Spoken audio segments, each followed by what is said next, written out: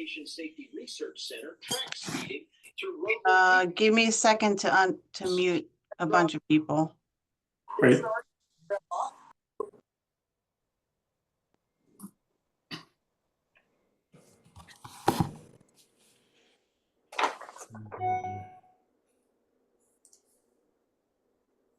Welcome to Zoom. Your meeting ID followed by pound. I don't know who that is, but mute.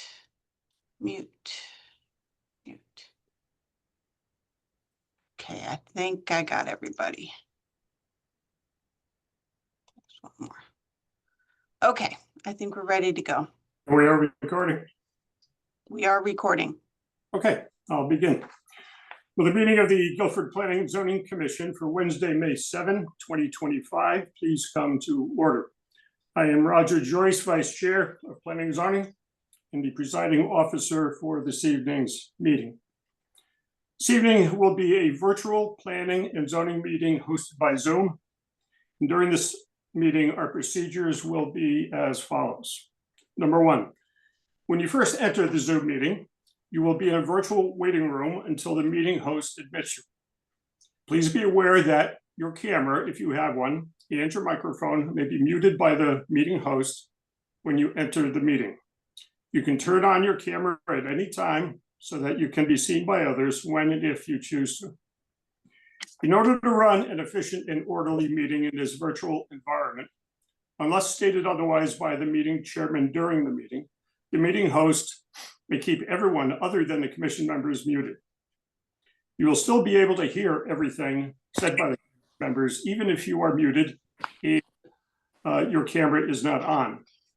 There will be an opportunity for public comment during public hearings, at which time public participants will be unmuted. Number three, during the public hearing, the applicant will be invited to present the application, explaining to the commission and others present what is being requested. The meeting host will share all related documents on the screen as needed. In addition, all applications and supporting materials for each application on the agenda have been available through the public meeting calendar page on the town website, www.guilfordct.gov, and also through a direct link on the planning and zoning page. Number four, comments of town meetings will be discussed as applicable to the application. There will be clarifying questions by the commissioners, and town planner will direct our attention to any items pertinent to the application. Number five, after all commissioners' questions are exhausted, those who wish to speak in support or in opposition to the application will be asked to come forward, state their name and address for the record, and make a statement. Number six, the applicant will then have an opportunity to address any questions or concerns raised by the public or commissioners. Number seven, once the public hearing is closed, the applicant is free to leave or remain for the balance of the public hearings and the regular meeting, during which the commission will try to reach a decision on each application. Each applicant will be notified in writing as to the decision of this commission and has a right of appeal to the Superior Court if desired. Number eight, decisions of this meeting are available the day after the meeting by calling the Planning and Zoning Department at 203-453-8039 or by emailing planning.zoning@guilfordct.gov after 9 a.m. Number nine, all actions taken on applications tonight by the commission will be by roll call. All commissioners and staff will identify themselves for the record before speaking. Seated this evening are the following members, and will they please identify themselves? Phil? Phil Johnson. Oh, Great. Phil or Phil? It's Phil Johnson there. Now, Bill Freeman. Yes, here. Good. Larry Mazzola. Here. And of course, myself, Roger Joyce. Staff present. Ted Sands is on the call. Great, Ted, didn't see you. Thanks for joining us, and Ted Sands as well. Staff present in tonight's meeting, Ann Harchin, our town planner. Abby or Robin on the call? Yes, They both are. yes. They both are. Okay, so Abby, can you say hello? Hello, I'm Abby, the zoning enforcement officer of the town of Guilford. Great. And Robin? Yes, hello, Robin Penna, Planning and Zoning Admin. Very good. Thank you. Finally, this meeting will be recorded on the Zoom platform and made available on the town website for viewing. We have a large turnout tonight. I thank you all applicants and members of the public alike for participating in this process. We look forward to hearing from all of you. So let's begin. We start our public hearing with the first item that Ann, could you describe to us? Yes. Okay, you have two items under special permit, slightly different. These relate to the Guilford Village West project. They were both tabled at the last meeting. I'll read the agenda item into the record. The first one is 1940 Boston Post Road, map 79, lot 41, and map 78, lot 39, zone BMU and SC. The agent is attorney Marjorie Shansky for the applicant owner Robert Sachs, principal of 1940 Boston Post Road LLC. This is a special permit to allow building height in excess of 40 feet per section 4.5.d, table notes 4, and a related special permit for 1940 Boston Post Road, map 79, lot 41, and map 78, lot 1, zone SC. Agent attorney Marjorie Shansky for applicant owner Robert Sachs, principal of 1940 Boston Post Road LLC. Special permit to allow 2 drive-throughs in the SC zone per section 4.11. C.2.c. You tabled these applications at the last meeting. A couple updates, and then you can decide how you would like to proceed. We received, as discussed in our last meeting, we hired the firm Codis Bodie, who was working with the Inland Wetlands Commission to conduct a peer review on behalf of this commission. I have sent to you the executive summary from Jeff Gordon and the full report from him, as well as the memo from Robert Weway on the stormwater, which is essentially a duplication of the memo he has sent to the Inland Wetlands Commission. In addition, I sent a revised memo from myself and a couple of housekeeping items I just want you to be aware of as we move forward. This application was, the original receipt date was the 5th of February, 2025. As of this meeting, unless the applicant consents to additional time, the public hearing must close tonight. What that does is it forecloses any additional application materials to being submitted into the record. So it would be great if the applicant could consent to more time, because the Inland Wetlands Commission has not issued their final report as required by our regulations. Additionally, I talked about the peer review. You have that. And you also have the rest of my memo, which we can discuss or not, depending on how you would like to proceed. There is the addition of the site plan review that is related to this project that you may or may not want to discuss later. But currently these first 2 items are tabled. So you may want to vote to remove them from the table if you'd like to discuss further and open the reopen. Public hearing is not closed, it remains open, but if you would like to take additional testimony. Great. Thank you. I'd like to poll the fellow commissioners on that untabling of this item for further discussion. Moved. I have a question for Ann. You had reading through all the different documents and the summaries. Are we still waiting for additional items from the applicant to be addressed with respect to slopes and different items that haven't been addressed, or have they been addressed at this point? There are items that have not been addressed that I would expect the applicant to be addressing at some point. Perhaps Attorney Shansky can enlighten us on that. What I'm concerned about is that we are running out of statutory time and runway here because inland wetlands has not acted, and we don't know when they will act. Well, it seems at this point, given that there's a number of open questions, and that was a good one, Bill, and others, it might make sense to move to untable this item and allow Attorney Shansky and others to share with us updates, and then we can continue with our discussion. So I'll entertain a motion to untable. Well, wait a second.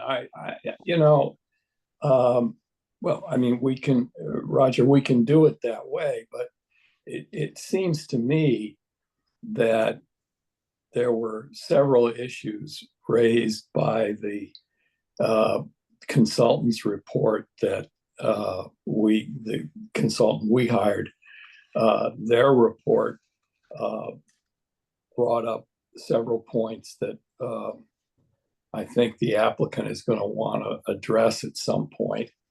Or at least we're going to want to have them addressed. And those were fairly recently brought up. I mean, we can discuss this, but it seems to me that it's premature to think about trying to have a definitive discussion on this important but very complicated application until some of this additional material is received. So Ted, we're kind of up against a wall in terms of we've run out of statutory time. So if we defer to Attorney Shansky, she can let us know whether or not they'll grant us additional time for discussion, or whether or not we'll have to address this evening. Does that make sense, Marjorie? I'm not sure your motion. I'm not sure. I think you want to finish the vote on the motion to bring this off the table so that everybody can speak freely. Correct. Let's do that. So we have a second.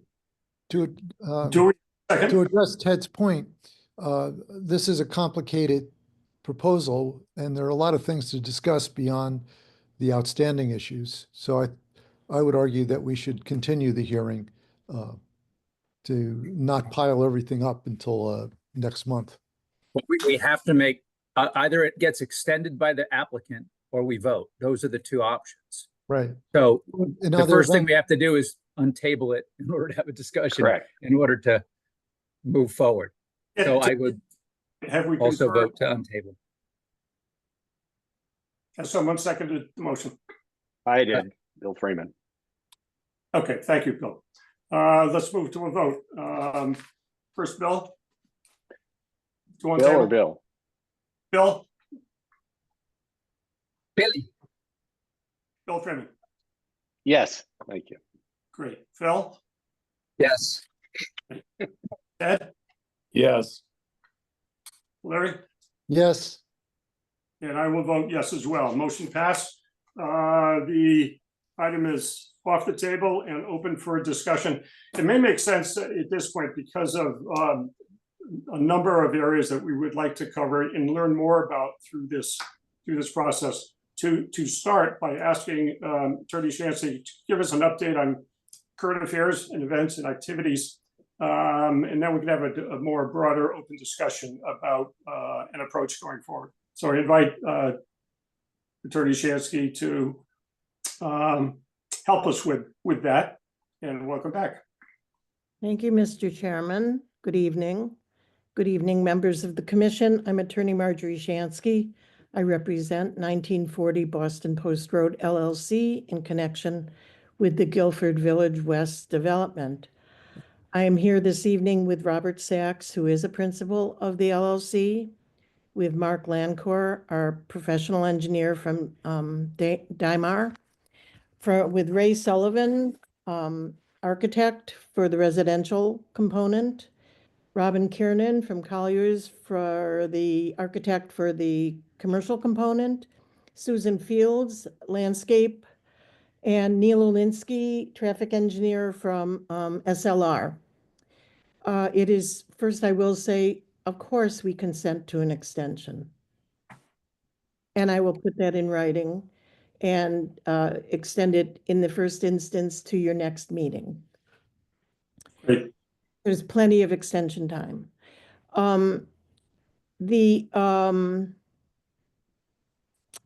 the last meeting, yes, we tabled the special permit applications. And because of your curfew, we never got to the full site plan discussion. And from an operational perspective, because the things that were part of the public hearing, special permit applications are such, and then there is the site plan, which is not part of a public hearing. You know, I defer to the chair and the commission as to how you want to organize that this evening. But there have been additional materials that were submitted that Mark Lancor will discuss. And there are some issues. I mean, I understand the response to the several issues that were raised in the peer review and in the planner's report. But I have to say that there is some correction perhaps to be done. And then also we need a little bit of guidance from the commission, because in our 4 months with the Design Review Commission, I would suggest that we do not have significant matters outstanding with them. In their March 18th meeting, they moved that the committee recommend PZC approval of the overall concept plan. And they requested a couple of changes at that point, a little setback to the restaurant space in the rear building and some landscaping adjustments. Those adjustments have all been made. And at the April meeting, there is continued conversation about a couple of landscaping adjustments, which Ms. Fields will go back in May rather, and discuss with them. And that day, for the first time, they requested radius information on a turn, and we'll supply that to them. Those are important issues, but I would not call the bulk of what is before them to be significant. Mr. Sullivan, the architect for the residential component who was at Design Review, can share with the commission his understanding and his experience that the commission the Design Review Committee is satisfied with the residential component. Changes that they requested were made. And that, but for these landscaping details that are out there and underway, and this turning radius, which we'll be happy to demonstrate to them, that's what's at Design Review. So I presume and aspire to being done with them this month. There is a question bagged, and I'll just lay it out. We don't have to answer it right now, but to the extent that the peer reviewer, Mr. Gordon, has identified landscaping things, the commission needs to tell us, is Design Review Committee, who you use for your recommendations, the last word on it, or are we now subjected to additional divergent design review on the issue of landscaping? We need to have an efficient path and clear path forward on that point.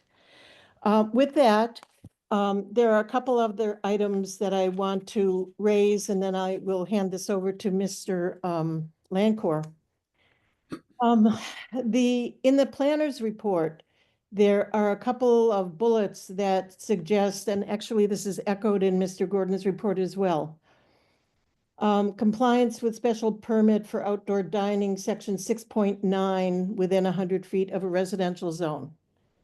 We do not have outdoor dining within 100 feet of a residential zone. Mr. Gordon expressed it as it seems like, But if you scale it, we are beyond 100 feet from the residential zone, and Mr. Lancourt can speak to that as well. Mr. Sullivan and Mr. Lancourt will speak about compliance with accessibility and parking standards, including EV. The section 8.3 excavation permit, we've been thwarted in our effort to file that special permit. The commission may or may not be, I'm sure you're aware, but that section was amended reasonably substantially in your October 7th, 2023 restated regulations. And so at no time before almost April was it brought to our attention that activity that prior to that recodification would not have required a separate permit now seeks a special permit. And I have shared a copy of that request with the town planner today. And because the department only accepts applications for like a 3-hour window on one day a month, we will file it this week, but have been thwarted in our effort to do so previously. And I would say with respect to that, we disagree with the interpretation that has been asserted by the peer reviewer, and to the extent that it's a brand new regulation to this commission. And our understanding is based, I would suggest, on the plain language of the regulation. We'll look forward to having that conversation with you. I don't think until it's before you and we're focused on it that it merits going any deeper into it, but we're aware of the requirement and attempting to comply with the requirement and look forward to that with you.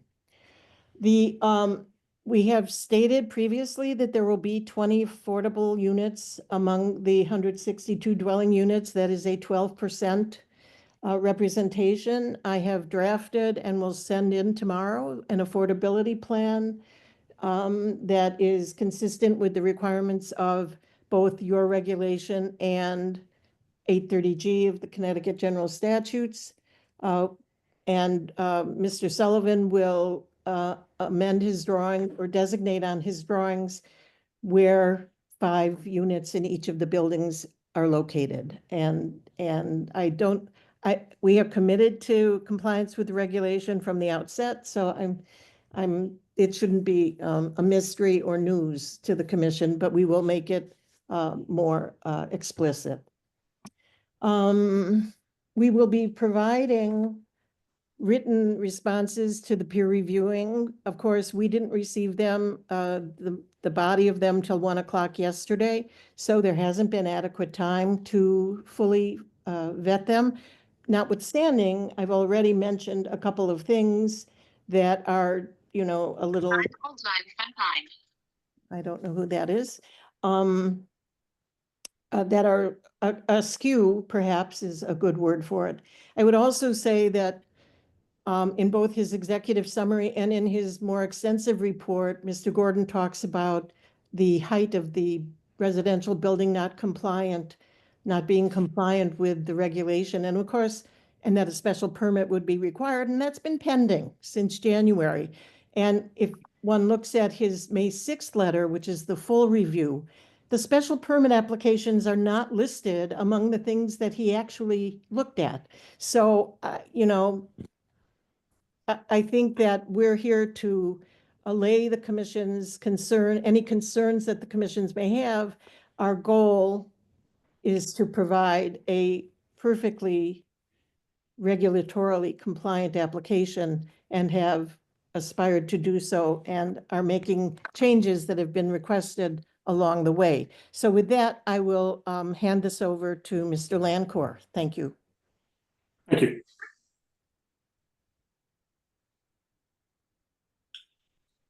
Thanks, Marjorie. For the public record, my name is Mark Lancourt. I'm the principal engineer with Dymar, located at 800 Main Street South in Southbury, Connecticut.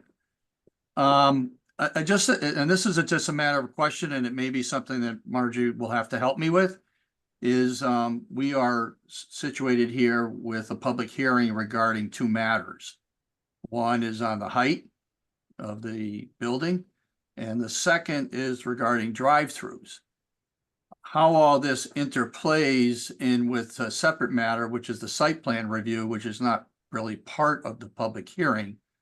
The question I really raise is going forward, how much do we get into the site plan through the public hearing process versus just dealing with the two issues that the special permit application is considering, which is height and the drive-through.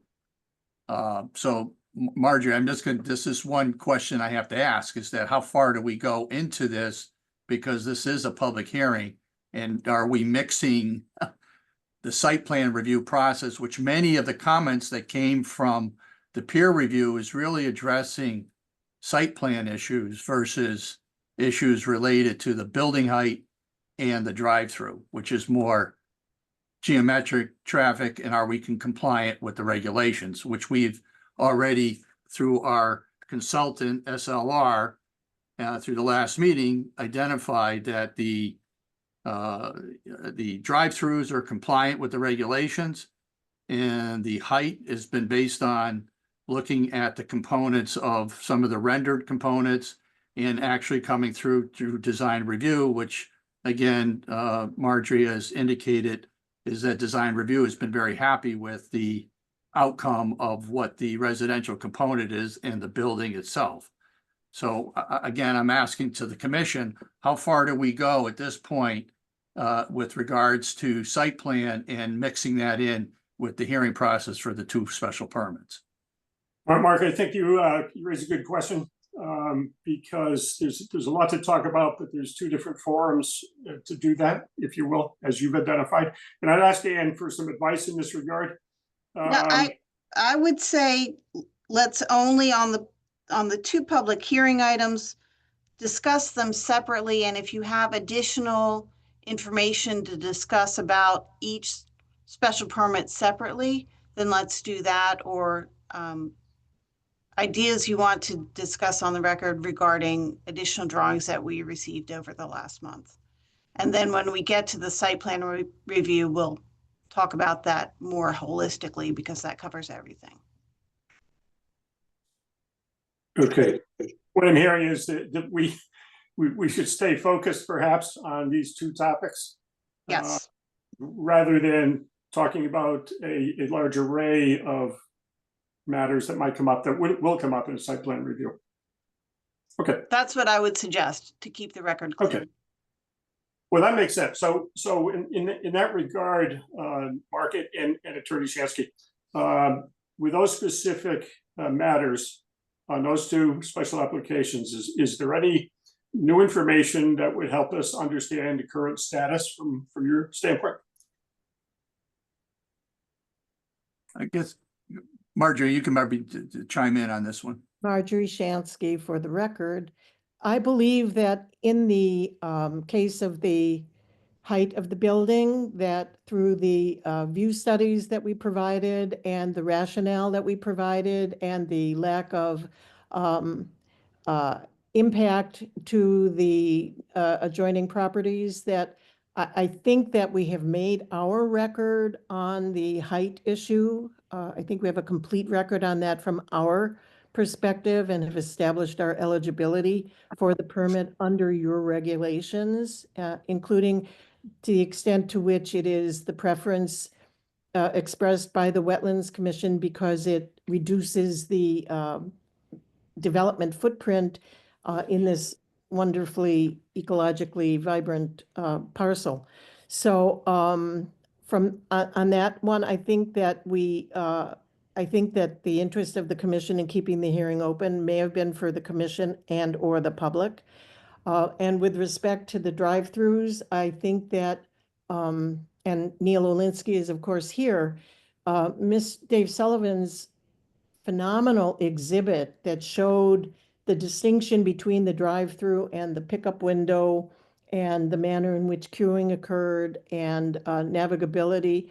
I'm pretty sure, and Mark, you can take exception, but I'm pretty sure that we made the record on that application as well. So if the commission has specific questions about it, and again, Mr. Olinsky is here to, I think that's where we are. Mark, do you agree?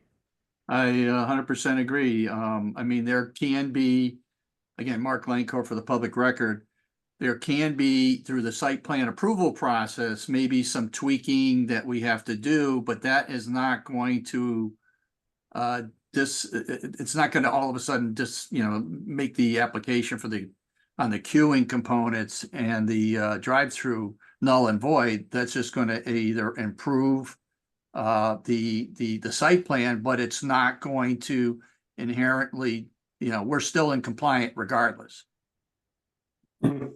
And Marjorie Shansky again, in connection with the application, I provided for the commission's consideration an analysis of the standards and criteria in the respective sections of your regulations for each of the 2 special permits, if you recall or have a copy of the application handy.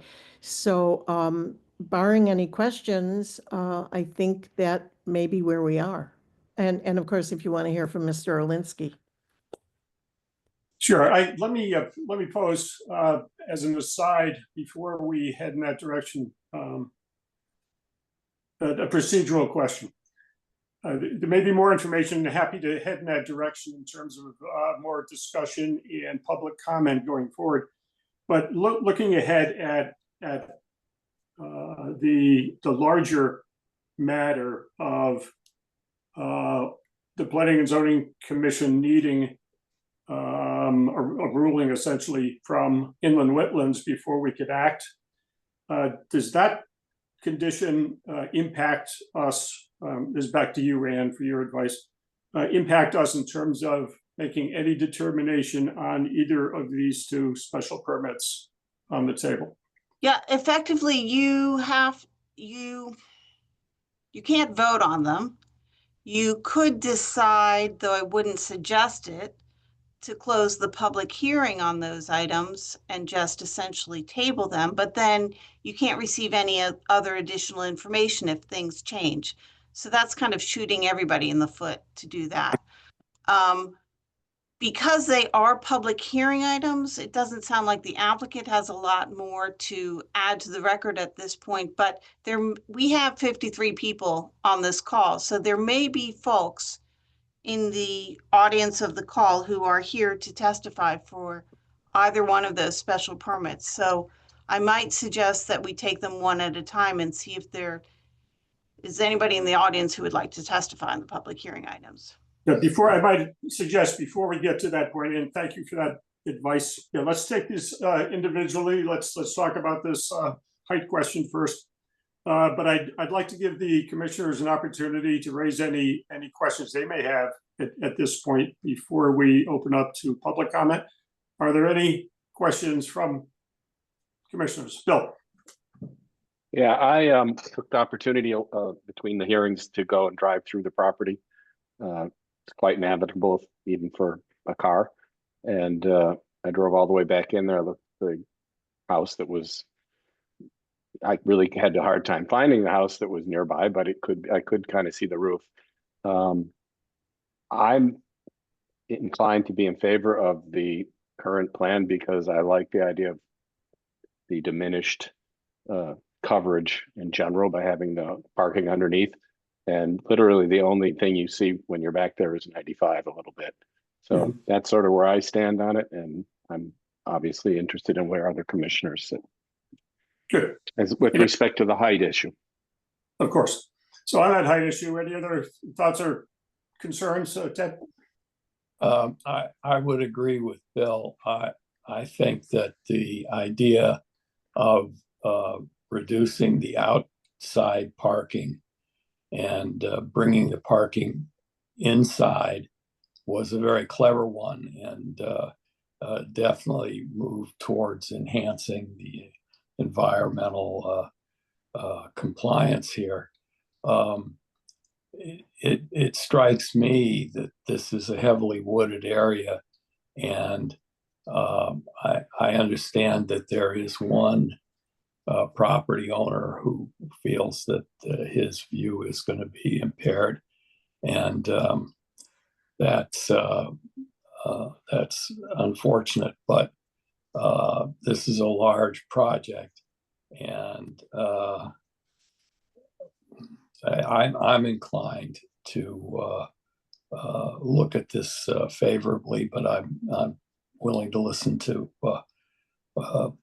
members of the public who have opinions on this. Okay. So before we hear anything from the members of the public, any other commissioner questions on this topic? Larry. Larry. Yeah, part of the height issue is the number of units that are being built.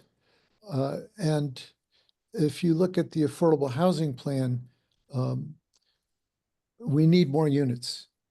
There is a great shortage of housing, both market rate and affordable rate. And so to lower the height and keep parking underneath, that would of necessity reduce the number of units. So I think there's a compelling interest on the part of the town to support this application, as I certainly do. Great, thank you. Any other thoughts from commissioners? Okay, hearing none. Let's open the meeting to give members of the public an opportunity to comment on this particular building height question. Is anyone seeking to make a comment? And you're going to have to help me. I can't pick up everybody.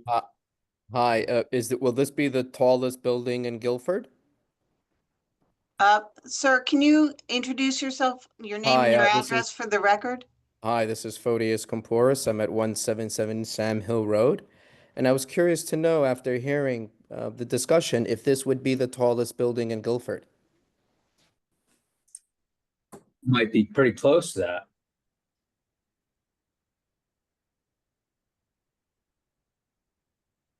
It doesn't appear any of us have a definitive answer on that, sir. But, I think 66 High Street also received a variance or a special permit or whatever it was at the time for the height too. And I think they're around 54 feet, something like that. And 405 Whitfield is also fairly tall. I don't have the dimensions in front of me, but Oh, right. Eagles View. Yeah, I forgot. I don't know that one offhand. Yeah. good. Thank you, sir. Any other member of the public? Christy Rubin-Dunst? Yes, thank you. I can't believe I can't name and find address for the record, please. Oh, yes, of course. Christy Rubin-Dunst, 221 Fitchhill Road. And I'm also a member of the Affordable Housing Commission in Guilford. I am in favor of the plan that's presented, and the building height, I think, is reasonable given the number of units that have been proposed and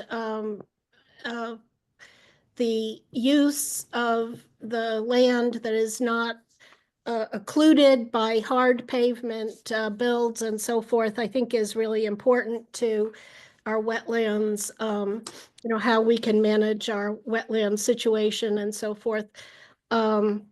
So I am in favor of the plan with the current number of units, and commend the designer for the architect and for the plan itself. So thank you very much for that. And that's all I have to say. Good. Thank you, Christy. You're welcome. Any other comments from the public on the building height question? If you could Susan. raise your hand if you're interested in speaking.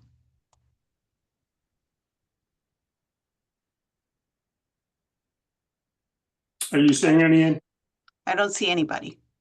Nor do I. Okay. Well, at this point, we need not, I feel, back to the commissioners, deliberate further on the topic. We're not going to reach a decision. We've decided, of course, tonight. But this background and public input is useful to our deliberations when they next occur.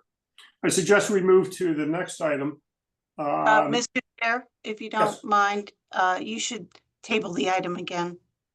Did we decide, do we want to, instead of table, make a motion to continue or not? Yeah. Oh, Either right. one. Need to make some kind of a motion. Would make a motion to continue this to our next meeting. Thank you. Is there a second? Second. Second. Great, we'll give that to Ted. All in favor? Let me go through the, Aye. let me go through the roll call, please. Okay. Phil Johnson. Yes. Okay. Bill Friedman, Yes. Ted Sands, Yes. Larry Rizzolo, Yes.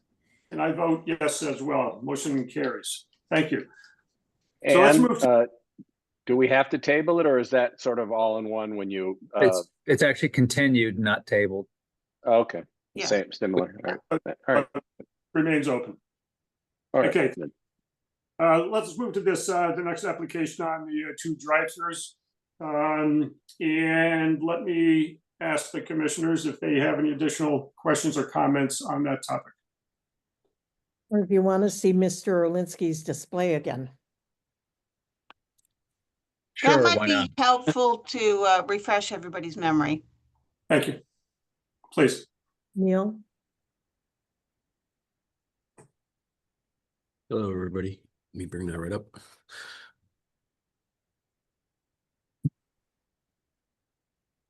Okie dokie.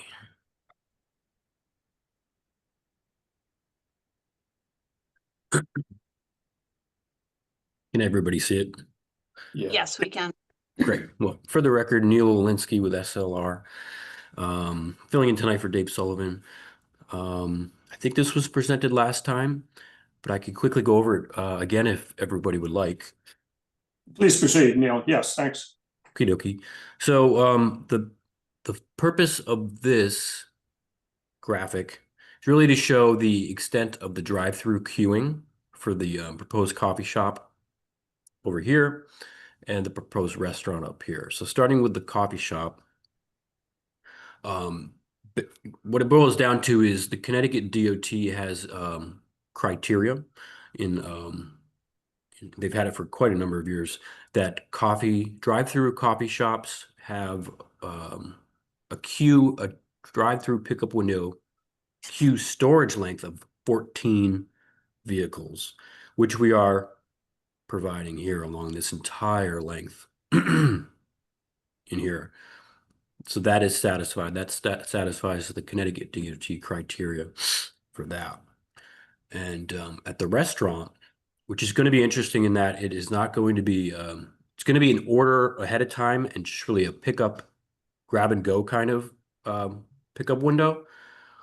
For this one, we have a pickup window queue storage of 5 or more vehicles, just over 5 vehicles. In addition to bypass capabilities, so, other motorists coming through here won't be held up by people picking up their food at the pickup window. And there's also bypass capability for the vast majority of the coffee shop drive-through, which is only really going to be used by people using the coffee shop drive-through. So that's it in a nutshell. If there's any specific questions, I'd be happy to do my best to answer. Good, Neil. Thank you for that. Any questions from any commissioner first? Neil, I have a question for Neil. Just to help me understand, I know that the main thoroughfare here that comes in is the one at the light, correct, across from the Panera intersection? Yes, correct. Yeah. I'm just curious why then you would, and maybe there's a reason that I don't know, why you would have been a separate entrance very relatively close to that would then create 2 places to have to get off of the post road. Is it to separate the areas or what's the reasoning behind it? So the secondary entrance I think you're referring to is really a proposed right-in, right-out driveway up here. So it's a fairly minor, I would say, relief valve of sorts, just to take some pressure off the traffic signal. Makes a lot of sense. I think it was a site plan design decision, put that in, and it's fairly benign in that it has very little effect to traffic on traffic flow on Boston Post Road Route 1. So you don't see it on this plan, but there'll be no left turns for westbound or northbound. Well, I guess it'd be, westbound headed traffic on Boston Post Road, so they won't erroneously take a left in. Folks coming from the other direction could just take a quick right in. Right turns such as this are quite easy. And then the right out, or the egress from the secondary driveway, will be right out only, and we'll have no left turn signage as well. And we think that's just a fine thing right there. So it's a right in, right out only then. I didn't That's pick correct. up on that. Okay, thank Yes, you. sir. Any other questions from any commissioners? Yes, in effect, what you're proposing is not 2 drive-throughs, but 1.5 drive-throughs. And my question is, you know, restaurants tend to turn over. And this is designed for a restaurant that's doing a pickup business. But let's say 3 years from now, that restaurant changes hands and the new owners want to, the new owner wants to be a Burger King. And they want to have a full, they've got the permit to do a full drive-through, but we don't have the spacing for it. How can we limit the? It seems to me we either need to have some sort of a provision in the approval that says that the second drive-through is only a pickup window drive-through, or this second window, the second drive-through, the one in green, needs to be as extensive as the one for the coffee shop.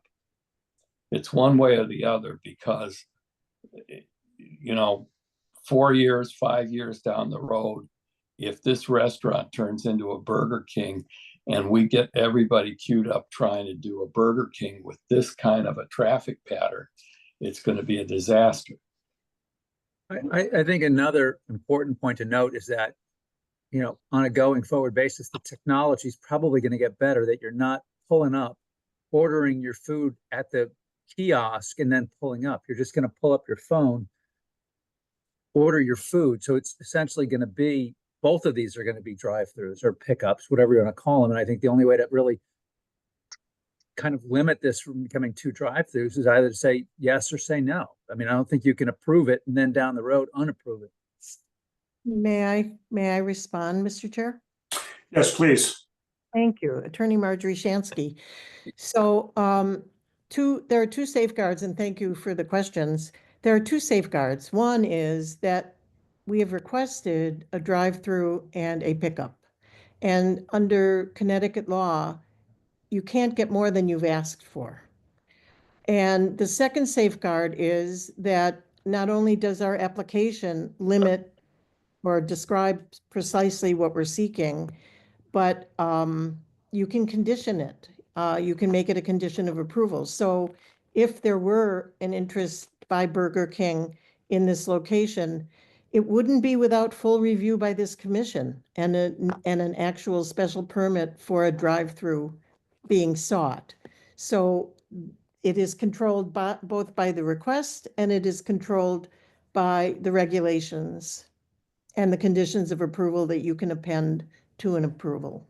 So we could approve this subject to the second drive-through, subject to the fact that it is a pickup drive-through only. Correct. That's helpful. And to Phil's point, this is Bill again, is honestly, it is pretty much now everything's done on your phone, and you just drive up to the pickup window, and it is definitely heading that way. Or you could just park and go in. Or park and go in, yeah. But now with like McDonald's app, you just drive up to the window and they scan it. If there were concerns about pickup versus drive-through, we could just say, restaurant's fine. Drive up, park, go get your food. Oh, it's a walk-in as opposed to a pickup. Walk in and pick up. Yeah, I think given Marjorie's explanation that we can condition that it's only for pickup at that window, I don't see a problem with that as long as we can control it for, as Ted brought up, for the future.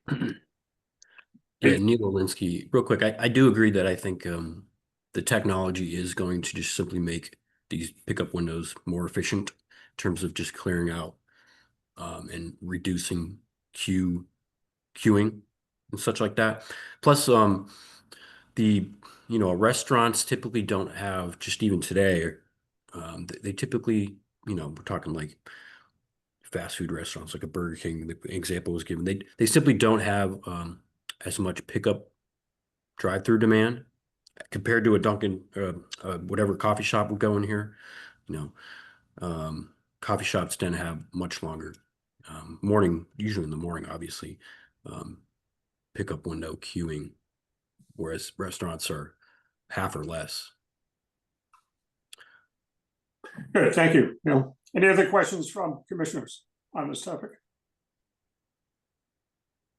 Okay, let's give our public guests an opportunity to comment if they so wish. Is there any member of the public who would like to speak on this matter? Neil, would you mind stop sharing so I can see everybody in case somebody knows not how to raise their hand? Looks like Christy has her hand up. Yes, Christy Rubendunst for the record, 221 Fitchell Road, Guilford, and I'm a commissioner on affordable housing. I am curious, because I can't imagine it in my own mind, what kind of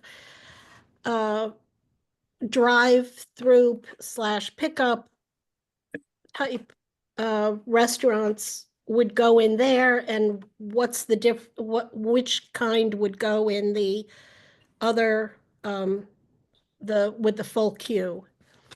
I really don't understand the difference, but I could tell you if Prime opened up a pickup window, I might go more often.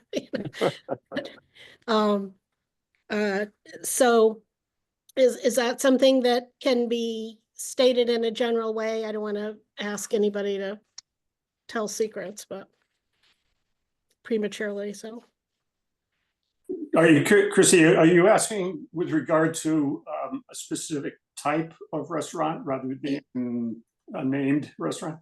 Yes, because for the Wendy's or Dunkin' Donuts or Starbucks, I mean, those types of things that have drive-throughs in my own usage of them, Panera Bread. Sometimes I go in and sit at like a restaurant and use it as a meeting place or a workplace, and sometimes I just drive through. So I don't really understand what the distinction is, and if in the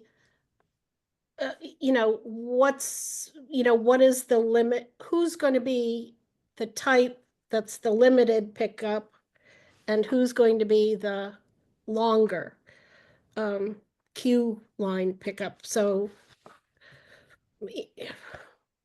is there some way to talk about that generally, Marjorie? Marjorie Shansky. So I think that it's self-defining. So that an enterprise that wants a drive-through, there's a pad that has an opportunity for them. And a different kind of company that wants to accommodate a certain of their constituency that prefers to just pick up and go, that would be self-defined by the approvals of this commission that define the scale of operation that is available as a tenant.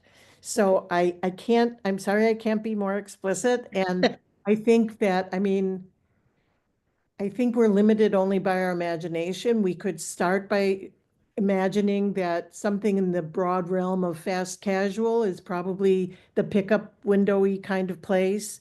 But I don't think it's limited to that. And so I think I can't be more explicit than that, except to say that each pad will have its own characteristics and its own zoning, and that must be complied with. Okay, so there are actually two categories of seekers out there who would be interested in this kind of differentiation. Correct. I think there are actually more than two kinds of seekers out there. In the restaurant business. Yeah. Okay. Yeah. Okay. Thank you. That's Thank you. Thank you, Kristen. Any other members of the public wish to speak? I see Robert with his hand up. Okay. I can't see that. Ann, can you? Robert Berkowitz, could you unmute yourself and state your name and address for the record? Hi, Robert Berkowitz, 27 Long Hill Farm, Guilford. I'm more concerned with the potential traffic congestion issue with having two drive-throughs. There already is, I 100% support the affordable housing residential unit section, but that adds another probably several hundred residents to that area. With two drive-throughs, I suspect you're going to, no matter whether you allow or don't allow, left, right-hand turns, there's going to be a lot of off-ramp traffic from 95. I already experience challenging problems making, especially a left turn from Flag Marsh onto the Post Road, as well as making a left turn, even a right turn from the Guilford Madison transfer station. So my concern is with the what I think will be a fairly substantial increase in traffic. And at the Flag Marsh Post Road intersection, there has already been a fatality. And I have had several close calls, as have several of my neighbors. So I really, that's my major concern, is the traffic issue and what that means, not only in terms of potential, incidents of injuries, accidents, and potentially fatalities, but also the transformation of the neighborhood into a fairly high congestion area. So I know, my understanding is there's been a congestion traffic study done by the applicant, but I'm curious if in fact the town has itself undertaken a separate independent study on its own. And my sense is if you're going to have two drive-throughs, then you're going to probably need a traffic light at Flag Marsh and the Post Road, and potentially one at the transfer station. So I'd like to hear a bit from either both the commission and the applicant as to how you allay my concerns. Thank you. Perhaps we could start with the applicant in terms of maybe a high-level review of the traffic studies that have been done. Is there anyone on your team, Attorney Jansky, who could comment on that? Yes, perhaps Mr. Olinsky can. I think Mr. Lancor may have a comment or two, but I would say as introduction to those, thank you for the question, that the traffic study does go through levels of service and traffic generation. So we're comfortable that this is able to be absorbed on the road. I will also say that the applicant, through Mr. Sullivan and the town engineer and the traffic authority, police chief, somebody from the police department, have been collaborating, and there have been changes to the plan, both at the site itself and some improvements near Flag Marsh that have been proposed. And with that, I would suggest that Mr. Olinsky or Mr. Lancor weigh in. Sure, I'd be happy to weigh in. Again, Neil Olinsky from SLR for the record. Yeah, I think I can go through the traffic study in whole, but I think we have a graphic to kind of jump right to the Flag Marsh intersection and kind of look at that. So as Attorney Shansky mentioned, let me share my screen.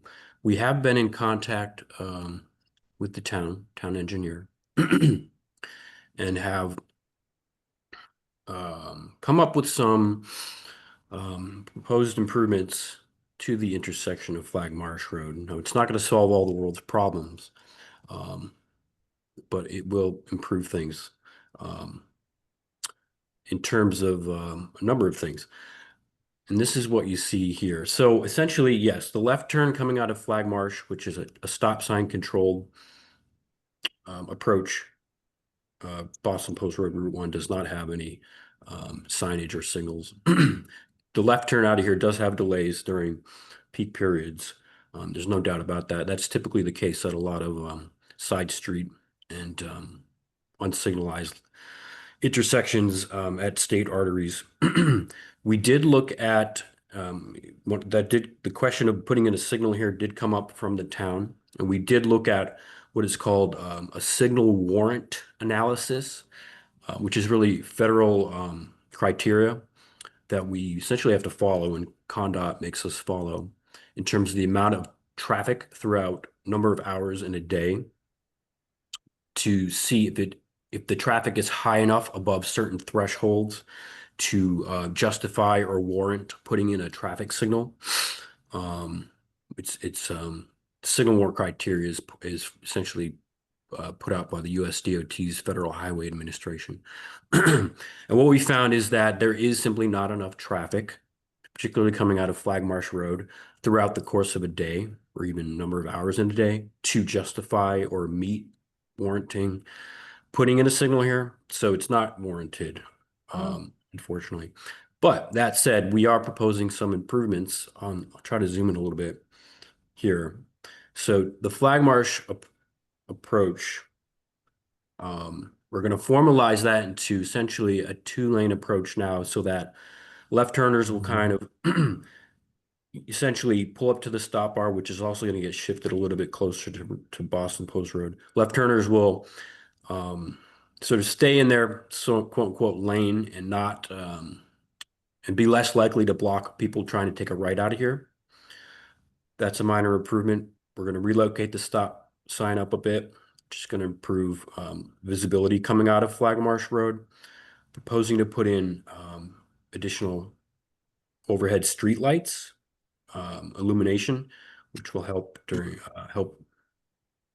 just lighten up the intersection, obviously when it's dark out.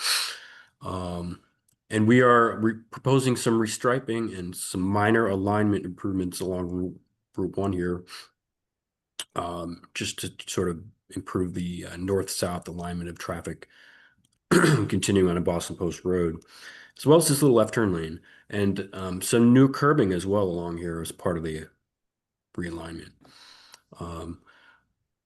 As I mentioned, I'm filling in, so I don't have all the latest information in terms of whether or not the town has signed off on this, but we will be further talking with the town. And obviously this being Route 1 with CONDOT, Connecticut DOT, which will be required as part of the, really as part of the development, what is called the Office of State Traffic Administration, OSTA approval, as well as needing to, which I'll get into in a little bit, revising the traffic signal at our main entrance. I think that's a good high-level review of the question, Neil, so I appreciate that. Mm-hmm. I ask if any other member of the public wishes to speak on this. Roger? Yes.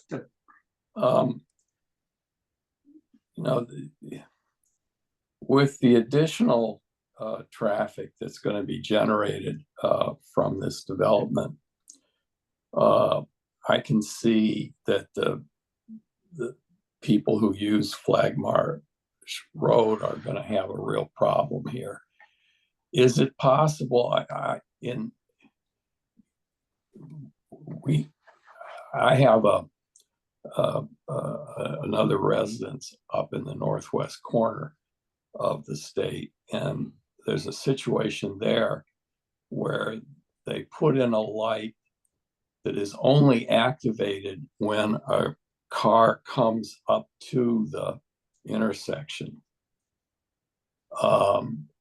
because it's a fairly busy road, but it's infrequent that people actually come up and want to make the left turn. But if they do, it activates the traffic signal, and then the traffic signal goes back to being turned off. Is that type structure possible for Flag Marsh? Hi, Neil Lipinski for the record. So that would still fall under the signal warrant criteria we have to look at. Because it would still most likely be a full regular traffic signal. It would, in that case, that would essentially always give green to the Route 1 until someone pulled up on the side street. But coming back, we still have to meet the signal warrants, which our initial look is we do not. Now, it doesn't just stop there, though. As I mentioned, CONDOT is going to be looking at all of this and reviewing all of our technical analysis. So they will be reviewing this and giving it a look as well. And if they find something else out, and if they say you need to put in something, we will. But at this point, it doesn't appear that we even meet the federal criteria for that. Great. Thank you for that, Neil and Ted. Any other members of the public wish to speak? We have Brian, who has his hand raised. Yes, thank you. Brian McGlone, 622 Mulberry Point Road. And just going back to the two types of restaurants and the pickup versus the full ordering, without trying to be discriminatory about age, but I think, and we talk about technology, I, for one, being a little older, don't use that technology, but my kids and even my grandkids are using those kinds of apps for ordering, pre-ordering, and picking up food and other services. And when the earlier person even asked about what type of a restaurant or facility, I mean, a pizza place, for one, that does a lot of pickup business might be a perfect candidate for that type of situation, because we often will order pizza in advance and I just go in and pick it up. If I had a drive-through window to pick it up, I'd learn how to use the app to do that. So, I mean, I can see as we go forward, and I'm saying, you know, the younger generation is using a lot of that technology today, and it will continue to improve and be bigger. So I think with having the ability to limit that location via the special permit to say it's only that type of pickup, then it's up to the applicant to meet that requirement. I mean, when they want to look at that facility to use that facility, they know what the rules are. So if that doesn't fit their model, they won't go into that space. And I mean, the other thing I liked about all this, although I do see there is that exit road, the kind of the overflow, but the majority of this traffic is contained off of Route 1 at the stoplight. And then you're coming into that complex and going into the two different eating locations, food locations, or the back shopping, all internally, I say, controlled. So it just seemed like, you know, the majority of the traffic is going to be there. And I recognize getting on and off will be, it will be required, but there is a traffic light on Route 1 protecting that. So, I mean, I think it can work. It's different than what we have mostly, but I think it could work. So I'm in favor of allowing both of those locations. Good, Brian. Thank you for your comments. Any other comments from the public? We have not Robert, but Robert Berkowitz on the screen raising their hands again. Okay. Hi, can you hear me? Yes. Joanna Baymiller, 75 Long Hill Farm, just borrowing Robert's screen. I'm curious, with two drive-in and sit-in restaurants within a block of this development, Dunkin' Donuts and Panera, what are the reasons to have restaurants on this location? Is it a benefit to are the developments where this is a benefit to the residents? Is it financially beneficial to the developer? What is the reason for having restaurants in this housing development?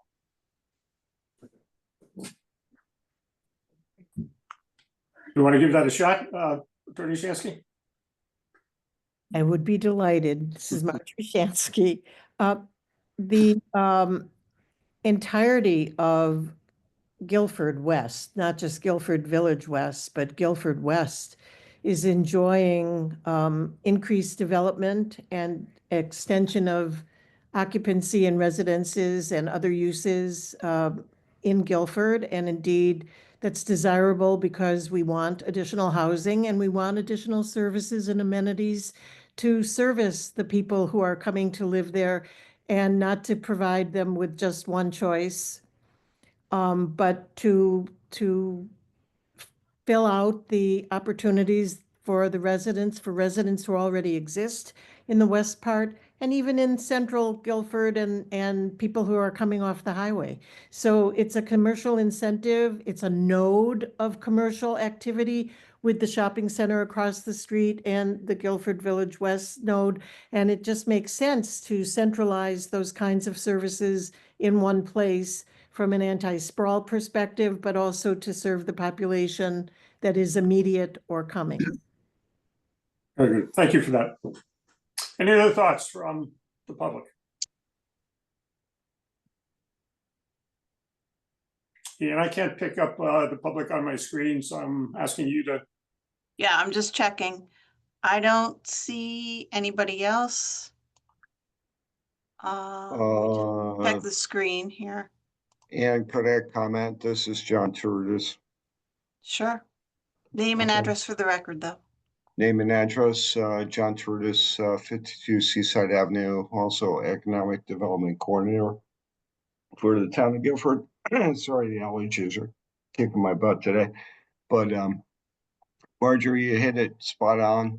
It's a development that with that retail space creates a enhancement for the residents of that community, creates a enhancement for residents of Guilford West Route 1 and people just traveling through or coming off the highway. So I echo your comments. You were right on the spot there. Thank you. Okay. Thank you, John. Any other thoughts from the public?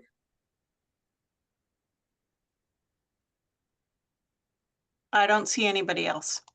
Okay, thank you all. It seems that we should treat this item as we did the last in terms of a continuance. So I'll entertain a motion to that effect. I'll make a motion that we continue till the next meeting. Second. Second for Ted. And a roll call, Phil Johnson. Yes. Ted Sands. Yes. Larry Rizzolo. Did Larry step out? Okay, perhaps he did. Bill Freeman? Yes.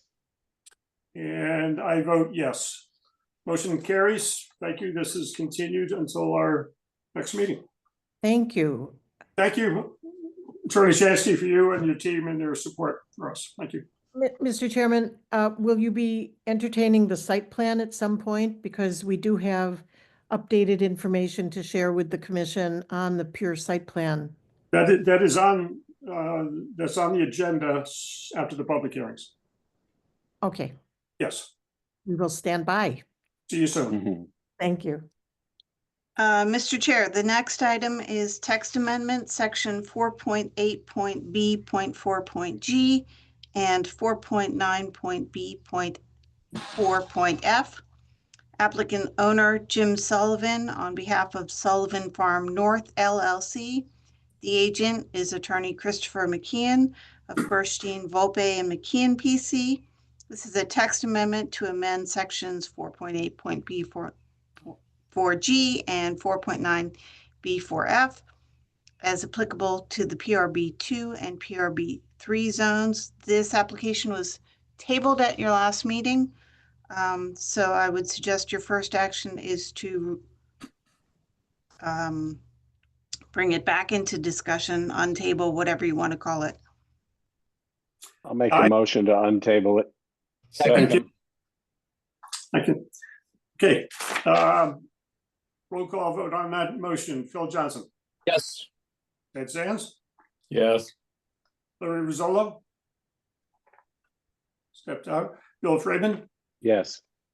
And I will vote yes. So we are untabled and available for discussion. Mr. Chair, we received, and I believe I forwarded to you, an additional memo from Attorney McKeon adjusting his application that you will want to discuss with him. And I think I also sent you a updated memo from myself, but that essentially reiterates your criteria for decision. I'm happy to elaborate on any questions you may have later on that, but you may want to hear from Attorney McKeon first. That'd be great. Is Attorney McKeon on the call? Yes. Yes. Good. Thank you. Welcome back. Hi, thank you. Thank you, Mr. Chair. Before you begin, just want to make an observation. We had a robust conversation last month on this, and of course, as Ian mentioned, you came back with adjustments in response to some concerns that we raised, so we appreciate that. It'd be helpful at this point, rather than reviewing everything from day one, if you could focus on the latest letter that you sent that has those changes and explains their your position relative to those changes. That would be a focus we can take tonight to potentially reach a conclusion. So perhaps you could proceed with that review. Thank you, Mr. Chair. You just took away the first paragraph of my presentation because that's exactly what I intended to do. Just talk about the changes. Obviously, last month we had a discussion. I think a lot of the confusion and concern arose from an exception we had included in the initial text change application relating to a motor vehicle refueling station associated with a retail store in excess of 40,000 square feet. I think that created more problems and concerns and kind of misdirected people's attention from what we're trying to do. So we removed that exception.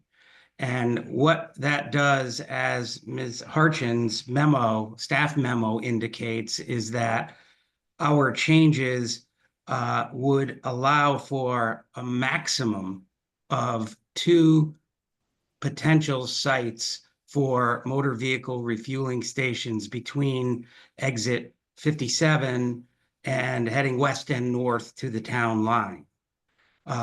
There are 2 areas of PRB3 district there, 2 separate, one owned by my clients and one a little closer to exit 57. Those 2 areas would be able, under the text change application, to make an application to the commission for a special exception. So it would be subject to all the criteria of a special exception as well.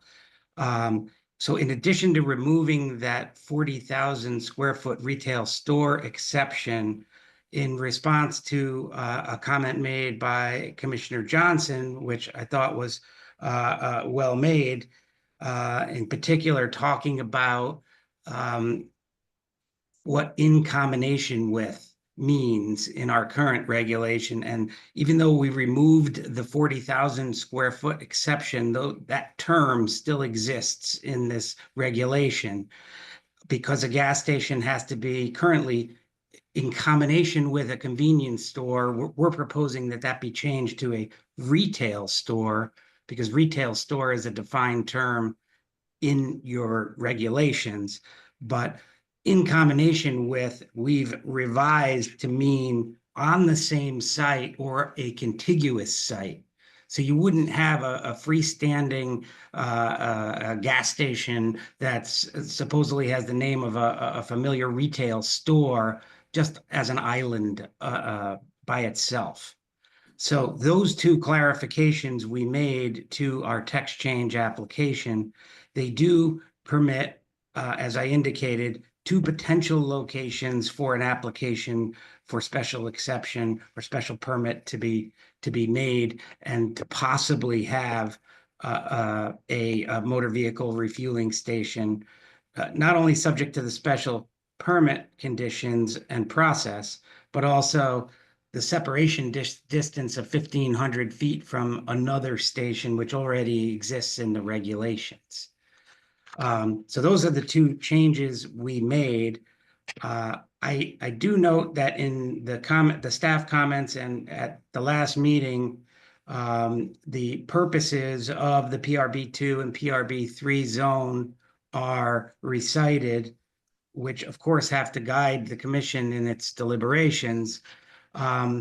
But what ultimately the commission has to decide here is whether these changes are consistent with the plan of conservation and development and consistent with the comprehensive plan. I believe the only way you can do that is to look at the permitted uses in the zone. And I've attached them to my letter of May 1st, whereas people might, just listening to this application for the first time, say this is someone who's trying to get gas stations into a residential zone or an area that's residential. But when you look at the uses that are permitted without the special permit or special exception process, those have to be considered. And those uses include a vast array of uses. Retail stores, obviously, being one, hospitals, dry cleaning establishments, lumber yards, on and on. I'm not going to list them all. You guys have the familiarity with what those are. But it's against that backdrop that you have to look at what this regulation is allowing to do, namely permitting 2 specific areas in town to possibly contain a motor vehicle refueling station. And I'm not going to reiterate the letter that we have from the certified planner, which talks about the distances and the consistency with the POCD. But I thought it was an interesting discussion that just occurred in the last application with Attorney Shansky in response to, you know, why do we need more restaurants? And I suppose the same could be said about any use, including a motor vehicle refueling station. And I think it is important to note that West Guilford is in this period of time where it's enjoying an increased interest in development and housing development, and providing services to people who live in those areas is what the purposes of both the PRB2 and PRB3 zones are. They obviously want to protect the integration, if you will, of commercial development, commercial uses in areas near residential neighborhoods. And I would submit to you that motor vehicle refueling stations can be integrated into the fabric of the community as easy, if not easier, than some of the uses which are permitted as of right in the zone. So in summary, I would say to you that correcting these 2 regulations, which we probably all agree have to be corrected. There's a term that's not defined. There's confusion with the way they are, and whether you agreed with my presentation and how I think it ought to be changed, and my client thinks it ought to be changed, it needs to be changed so that people can understand what the regulation does and doesn't allow. I think we've taken care of that. And in the final analysis, we're really just proposing 2 potential locations in a part of town where there aren't any motor vehicle refueling stations, and which there very likely will be more need as development and housing increases in that part of town. So that's all I have to say tonight. I did think that my client, Mr. Sullivan, did want to address, if Mr. Chair, you would entertain that, he did want to say a few words. Yeah, absolutely. If he wishes to, by all means. Thank you, Roger. My name is Jim Sullivan. I'm the member manager for Sullivan Farm North LLC, located at the property in discussion at 2995 Boston Post Road. There was some discussion at the last meeting suggesting our application was based on a specific potential buyer. And I wanted to just put that to rest, that, you know, let the commission know we do not have any deal or development on the drawing board at the moment. And there's no purchase being contemplated by any party that we're aware of. We're simply pursuing this application for a text amendment to allow refueling stations on our parcel and the other PRB3 parcel by special permit to keep as many of our options open as possible for the future development of our property. That was, the basic goal of this application. And I thank you for your consideration of our application. But thank you for sharing that with us, Mr. Sullivan. So at this point, I'll ask the commissioners if they have any questions or comments with regard to this application that they can share with us. Yeah, it's Larry Rizzolo. I apologize that I missed the very, very beginning of these comments, but the paragraph that begins notwithstanding anything herein, I'm not sure what that means. Could you explain that for me? I believe that you're referring to the provision that we are withdrawing from our application. So why is that paragraph there? I'm not sure what that paragraph does. That's why we withdrew it. The confusion, I think you're talking about the 40,000 square foot retail store exception. Yeah, that's why I was surprised to see it mentioned again. Maybe I'm You might be looking at my original letter. Yeah, I guess maybe that's the confusion. There was Yeah, a letter dated May 1st that I sent to all the commissioners. You could check your email really quickly to see an email from me that has the latest memo from That Chris. has the latest memo. Okay. Yeah. Yeah, okay, thank you. Any other thoughts from commissioners? Yes. One of the things that strikes me about this, because it's a forward-looking kind of request, is that when we say motor vehicle refueling station, in the future, that's as likely to be a electric vehicle recharging as it is a liquid fuel dispensing facility. Is it possible that we could have a requirement that a refueling station include some recharging capability?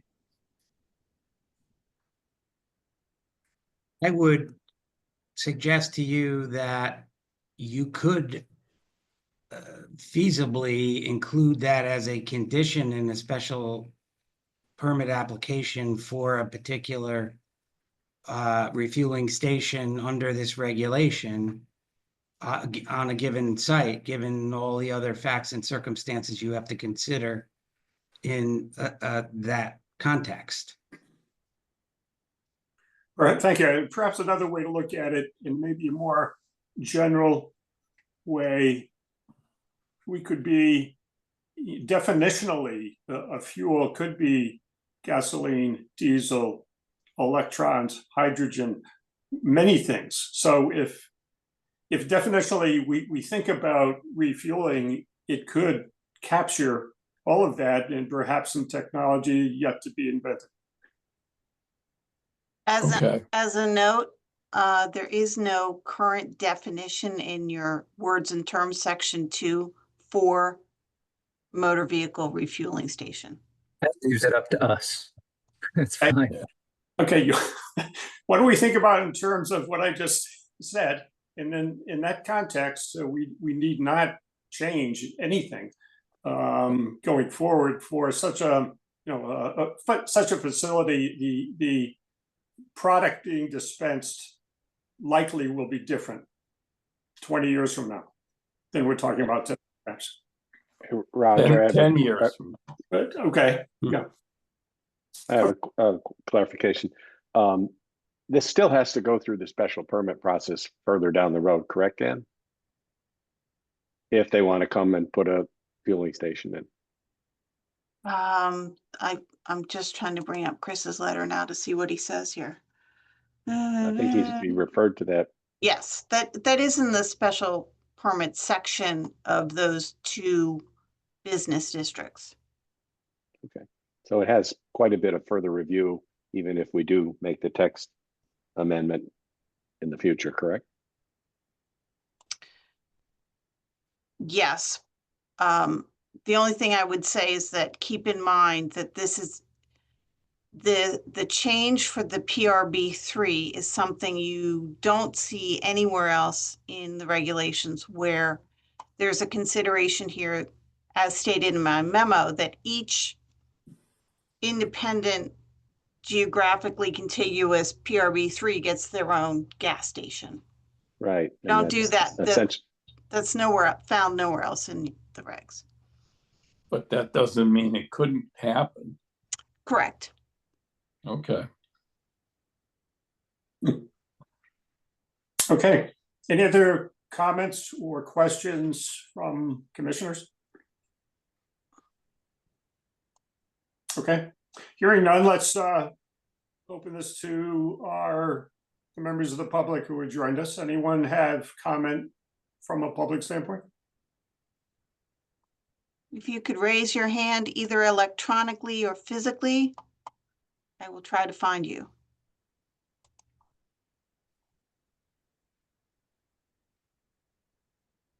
I don't have anybody raising their hands. I don't see it either. And John Trudis. Yes. Hi, I can't figure out how to raise my hand here today. Okay, So, just name and address for the record again. John Trudis, 52 Seaside Avenue, Guilford, Connecticut. So if we allow the text amendment, what's really the downside? Like, I mean, we're opening up the opportunity of creating more business on Route 1 West, and I understand there's concerns, but there's a whole host of other, zoning regulations in a way to develop out there. So in this initial text change, what do you see, or the board sees as, concerns?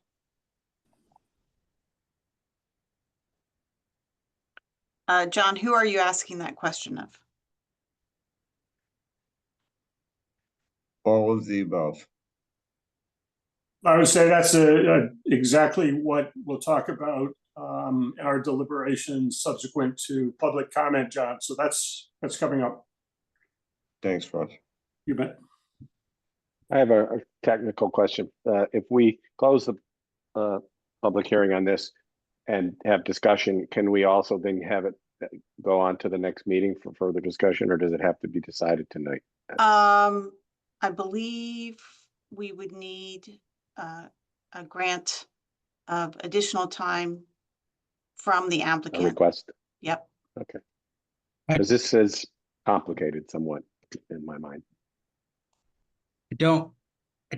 I think the only thing that has to happen tonight is the public hearing needs to be closed, because it needs to be closed within 35 days. I believe you have a period of time to render a decision from the close of the public hearing. I don't want to misspeak, so I'm actually looking to see what Our regulations allow for extension of either the public, keeping the public hearing open, or closing it, depending on everybody's desires. That may be in contrast to the state statute, though. I will say that. Maybe a blip. So you're saying, Chris, that after it's closed, there's a certain period of time that's allocated for decision making? Yeah, I'm reading from the statute, Connecticut General Statute 8-3, which says all decisions on such matters shall be rendered within not later than 65 days after completion of such hearing. Okay. That's what I thought. Okay. So let's continue with public comment. Anyone else, any other member of the public wishing to comment on the stuff?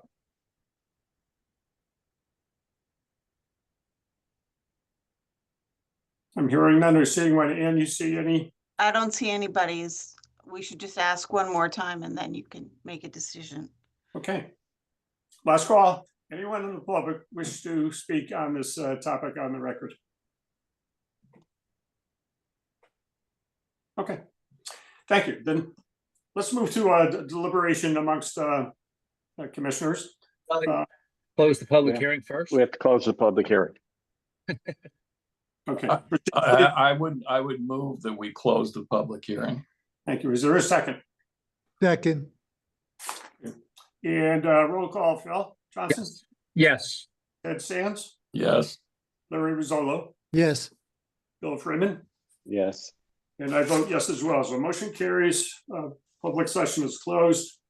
And I open the floor for discussion amongst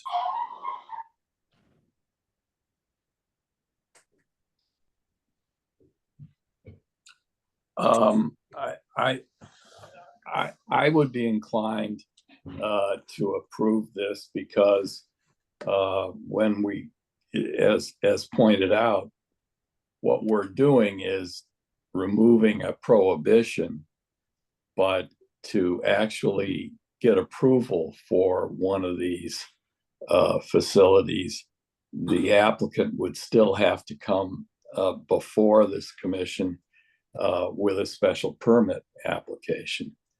So I think that I'd be inclined to approve the text amendment. Thank you. Any other thoughts? It certainly reads more clearly than the one we're replacing. Right. And I agree with Ted, and I'm happy that they took the 40,000 square foot thing out.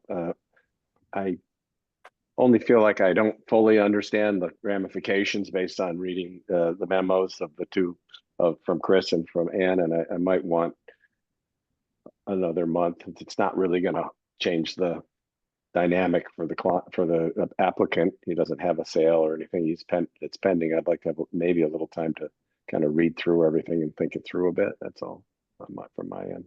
Okay. Any other thoughts? I'll toss in my 2 cents. My feeling is that the text amendment has reached a reasonable place in my mind. Certainly the 40,000 square foot matter was pretty much seemed to be a thorn and maybe even non-starter for us and for the public. So that fact that's gone, and the fact that special permit will be required in the future, and that's just another chance to evaluate a project in its totality in great detail. It gives me some comfort that this text amendment is a reasonable one at this point. Any other thoughts? If we decide that it needs to be changed, we can change it. If nothing says that we can't change text on a going forward basis if we find problems with it. Mm-hmm. Good point. Yeah, I don't want to stand in the way of holding it up by any means.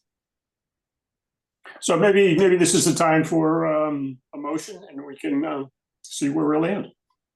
Mr. Chair, if I may just interject very quickly. Yes. I prepared for you both a draft approval and a draft denial. Given that it's a legislative action by the commission, you actually don't need to state why you would deny a text amendment, but you do need on the record to meet the requirements of our regulations in terms of the motion you make. So I can share my screen once you get to decide which way you want to go so that you can read the right thing if it's an approval. If you could put up the motion for approval first, that would be great. Okay. I will do that right now. Give me just a second. I've lost the bottom of my screen.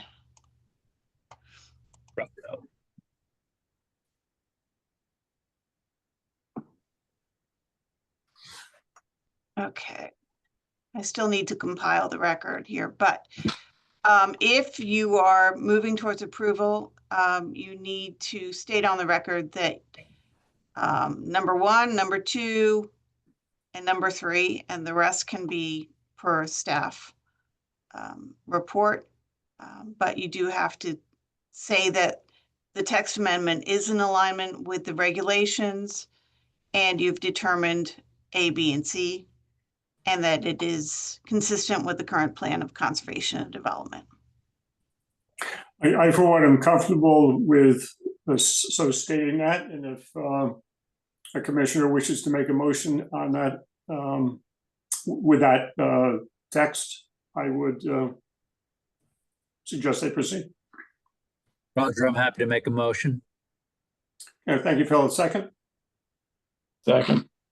Okay. The planning and zoning has found that the proposed text amendment is in alignment with the town regulations. The Planning and Zoning Commission has determined that the proposed regulations change will aid in protecting the public health, safety, or general welfare, B, attaining the purposes of these regulations, and C, accomplishing the provisions contained in section 8-2A of Connecticut General Statutes. 3, the Planning and Zoning Commission has stated on the record that the proposed text amendment is consistent with the current plan of conservation and development. 4, the effective date of this text amendment will be May 23rd, 2025, which is after the publication of notice of decision, which is May 22nd, 2025. 5, the text amendment will be available for review at the Planning and Zoning Office and will be filed with the town clerk prior to the effective date. Well said, Joe. Motion has been made and seconded. Let's move to a roll call vote with Phil Johnson. Yes. Ted Stantz? Yes. Larry Rizzolo? Yes. Bill Freeman? Yes. I will vote yes. Motion carries. Thank you, Attorney McKeon and Mr. Sullivan, for your assistance tonight. Thank you. Have a good night. Thank you. Okay. Mr. Chair, the next item on the agenda is 177 Sam Hill Road, map 67, lot 220, zone R6. The applicant owners are Linda and Photios Kamporis. This is a special permit to allow a fence in excess of 6 feet within a side yard setback. A couple notes on this application. One, it's an application in response to a notice of violation prepared by the ZEO from a complaint from the neighbor about tarping on top of an existing fence.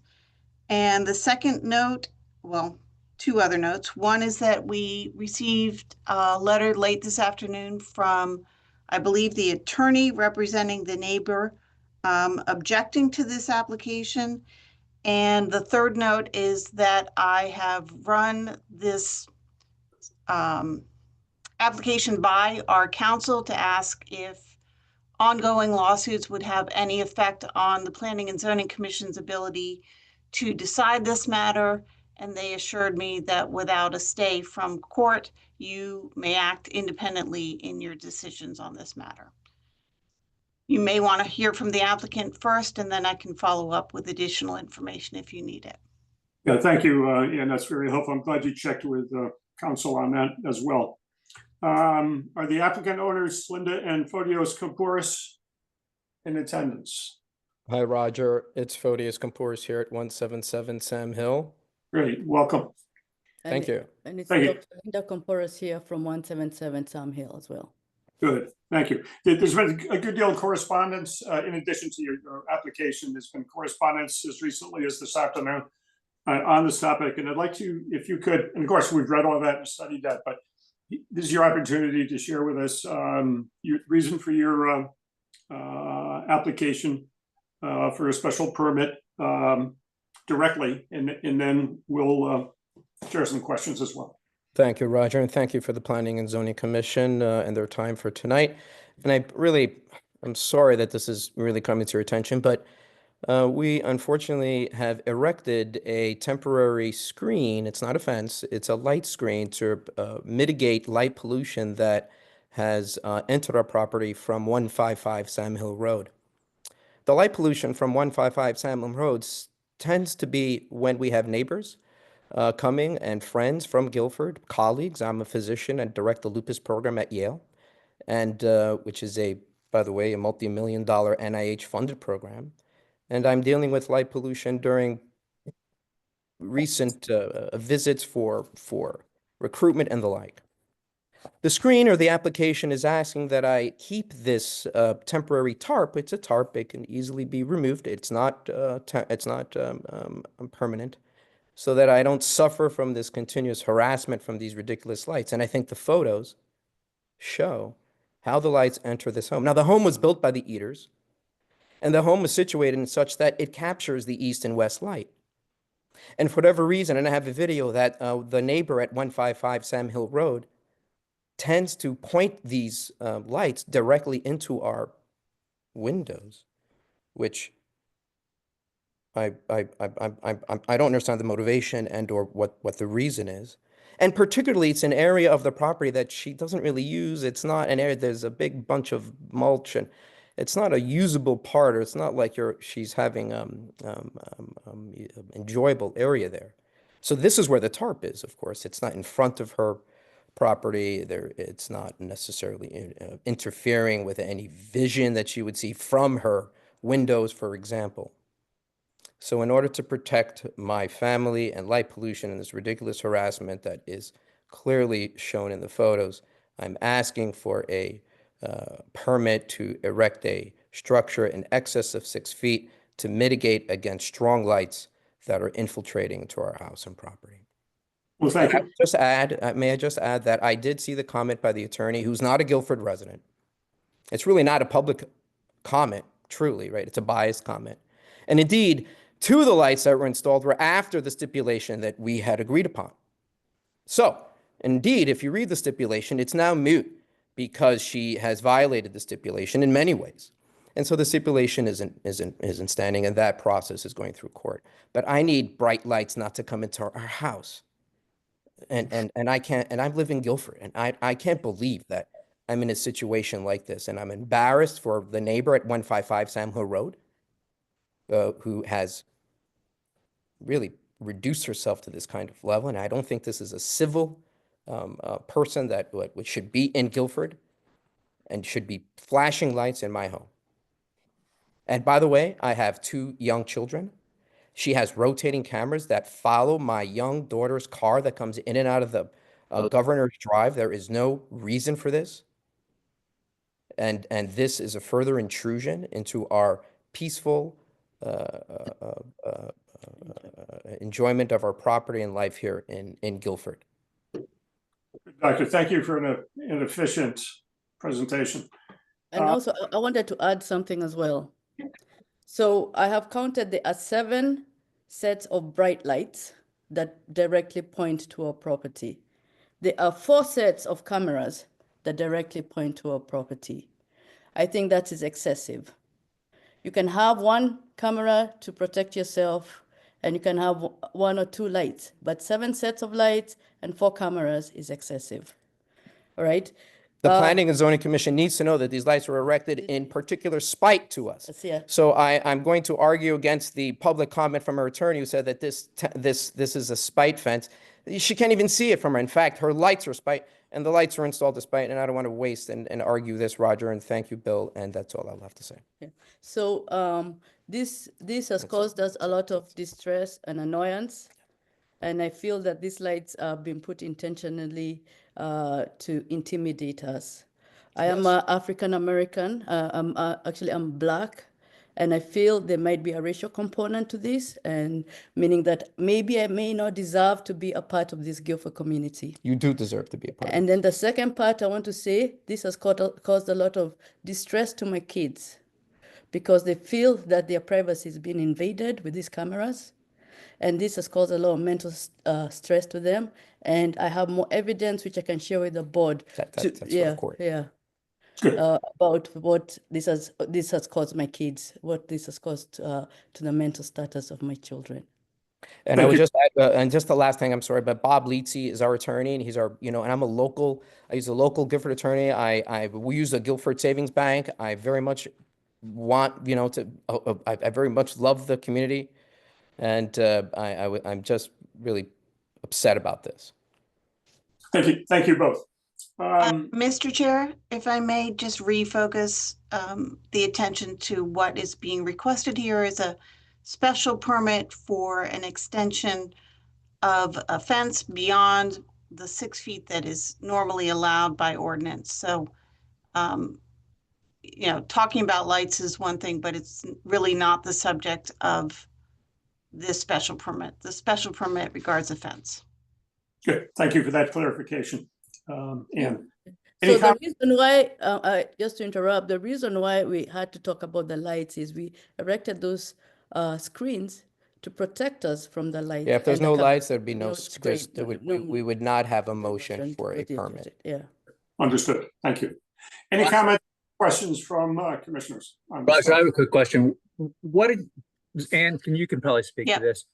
What exactly regulations does the town have with respect to lighting leaving one's property? I mean, can I erect floodlights that from the edge of my property that point at my neighbor's house?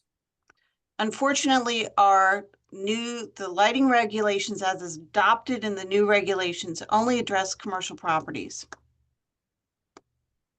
So the regulations are essentially silent on the residential use. Okay. Well, I might suggest that might be something we could take up as a beneficial regulation. That there should be some type of limitation for residential lighting that spills over onto a neighbor's property. But obviously, you know, we should probably, but that's down the road, but maybe not that far down the road. And that would but maybe also that be consistent. runs this problem. There you go. That would also be consistent, Phil, with the dark sky plan of conservation and development, dark sky regulations.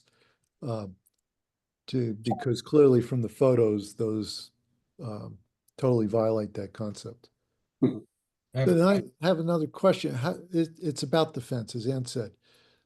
But they said this is a temporary screen. It isn't a hardwired or it's not hardscape. Is it really a fence? Well, they're reacting, if I may, to a notice of violation that was issued from this office for essentially erecting a de facto fence in excess of the height limitation.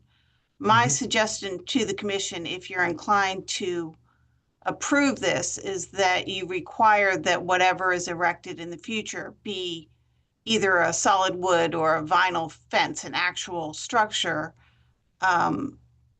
to act as a fence that happens to shield light as well.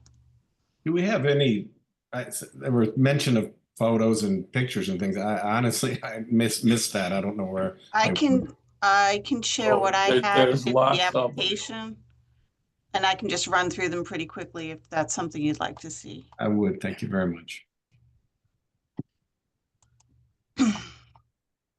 Okay. In no particular order, there's 18 of them, so I'm just gonna. This is the side deck, and again, this was built by the same architect that built, and he was an attorney, then an architect, and he built a lot of houses in Guilford. It's a really cool Guilford house. So this is our side deck. So I'll come out with the dogs. We built a fence because I have 3 dogs, and now we have 2. And there's coyotes, and I want the dogs to go out, and the kids don't walk them so much. And in response to that, lights went up, and I put up an excessive, from 6 feet, a fence from what we put for the dogs. And then she installs lights and does this. And this is my bedroom, by the way. Okay. This is absolutely unacceptable. It's unacceptable. I'm sorry. Photos, I get it. And we're trying, Yeah.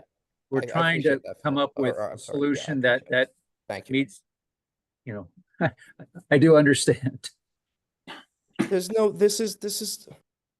Again, you know, it's not my place to put you.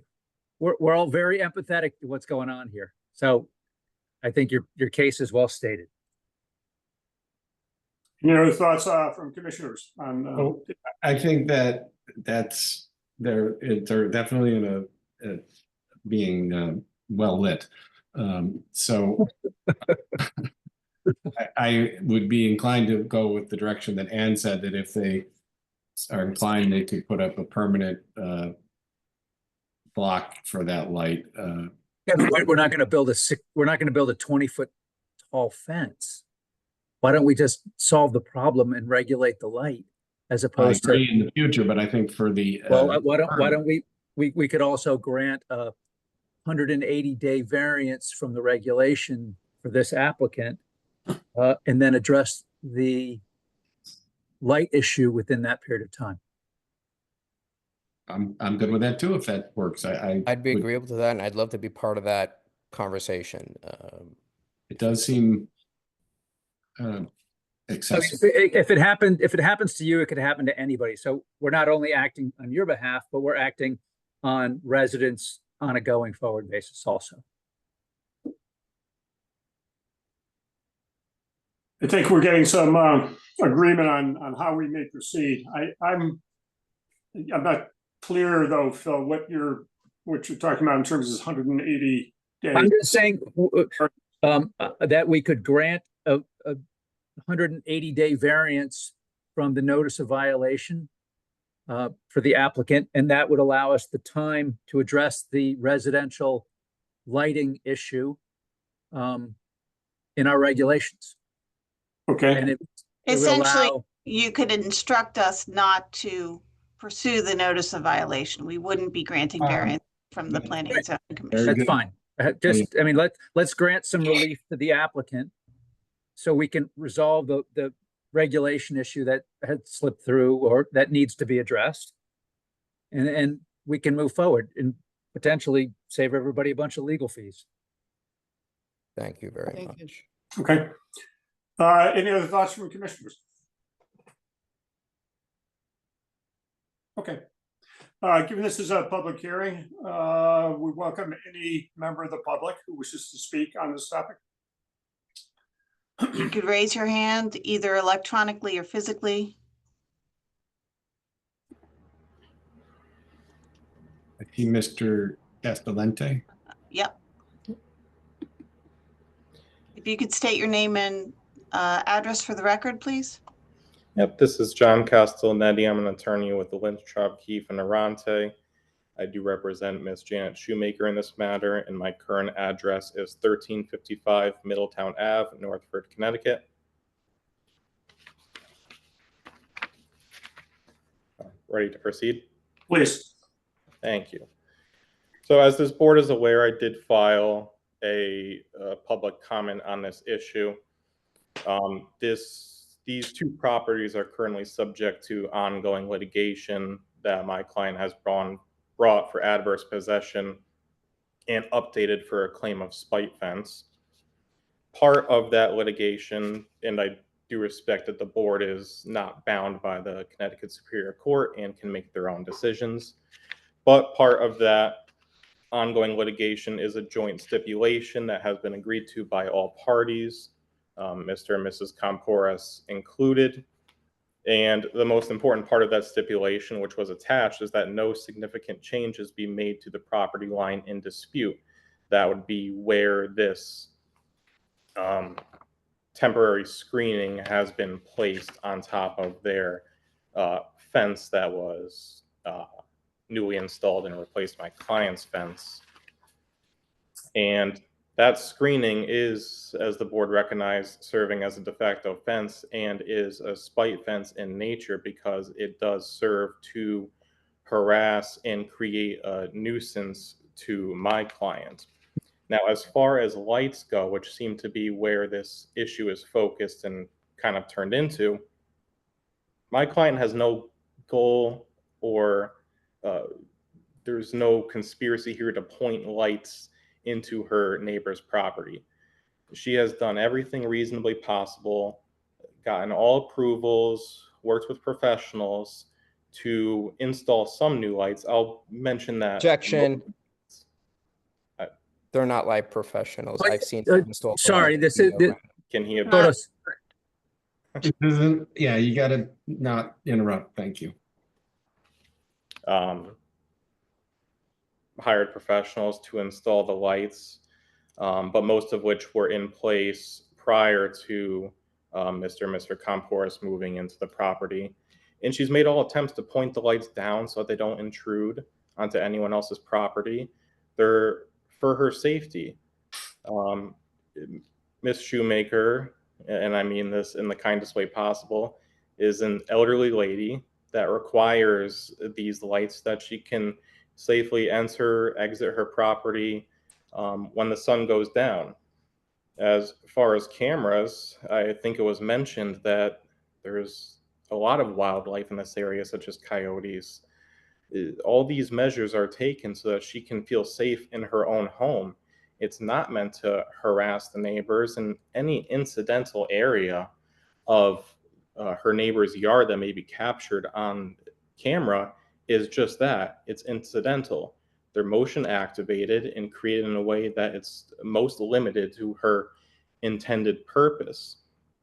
And I do want to stay on topic here and not stray into issues that don't matter, but I do feel compelled to mention that the comments made by Mr. and Mrs. Kamporis regarding any intended harassment, especially towards their children, are unfounded, without any basis, and inappropriate to bring up in a public hearing. I'll mention that they attempted to make similar claims in the ongoing lawsuit that we have in Superior Court, and a request was filed to remove those aspects of their claim, and the court granted it. Because, again, it's inappropriate to mention, especially when there is not any minute shred of evidence to prove that there's any intention to harass Mr. and Mrs. Kamporis or their children. And I think the board has already sufficiently recognized that the current regulations for lights don't cover residential units, so the alleged violation of these lights does not apply because this is not a commercial property. And I would just reiterate that Ms. Shoemaker only wants to comply and live peacefully, live separately, and honor the stipulation that has been put in place. And she has made and will continue to make all reasonable attempts to make sure that these lights are only pointed on her property. But I think by the very nature of lights and cameras, there is going to be an incidental amount that may spill over onto the neighboring property. But it doesn't rise to the level of some extreme hardship where a variance should be requested that a fence can be erected past the current maximum height. Essentially, what it seems Mr. and Mrs. Kamporis are attempting to do is use this board to circumvent an agreement made through the court.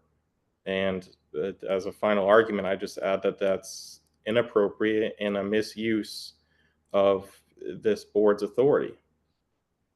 Thank you. Can we talk on that, Roger? I'm sorry? Can we comment on that? I'd prefer to wait for deliberation, Phil. I'd like to hear from the public further, and then we'll come back to our discussion. Any other member of the public wish to speak on this topic? I would. Yes, ma'am. I'm Janet Shoemaker, and the Kamporises contacted the Guilford Police to complain about my cameras and my following their children. Officer Nessie came out, looked at all my camera recordings on my phone, said they were all in line with guarding my own property. They did not, they did not violate any privacy of my neighbors. Those cameras are only there because, and I've added more cameras, not facing their property, but because of my fear of my neighbors. And the lights that are in question, please know, I have lived in this house almost 33 years. Those lights are the original lights. I had to have some rewiring done by a professional electrician. And I got a building permit through the town of Guilford that has been approved.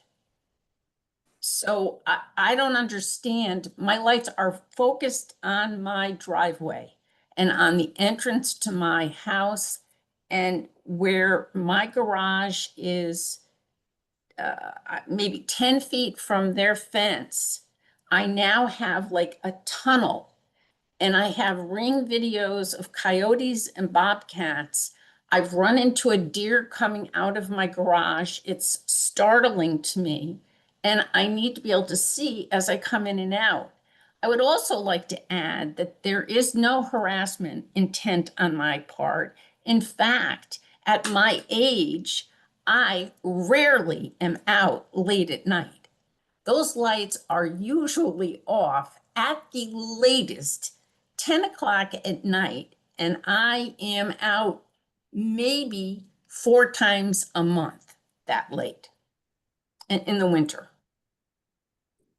So I mean, there is a police report that backs up what I'm saying. Thank you for your comments. Any other member of the public wish to speak on this topic? I don't see anyone in. I don't see anyone. Okay. Let's then close that public hearing and we'll move to deliberation. Do we need a vote on that? Yes. Yes. Okay, thank you. I'll entertain a motion to close public session. So moved. Second. Thank you, Phil. Second one from someone? Second. Thanks, Larry. Okay, all in favor of the motion to close public session, Phil Johnson? Yes. Ted Zanz? Yes. Larry Rizzolo? Yes. Bill Freeman? Yes. And I will vote yes as well. Motion passes.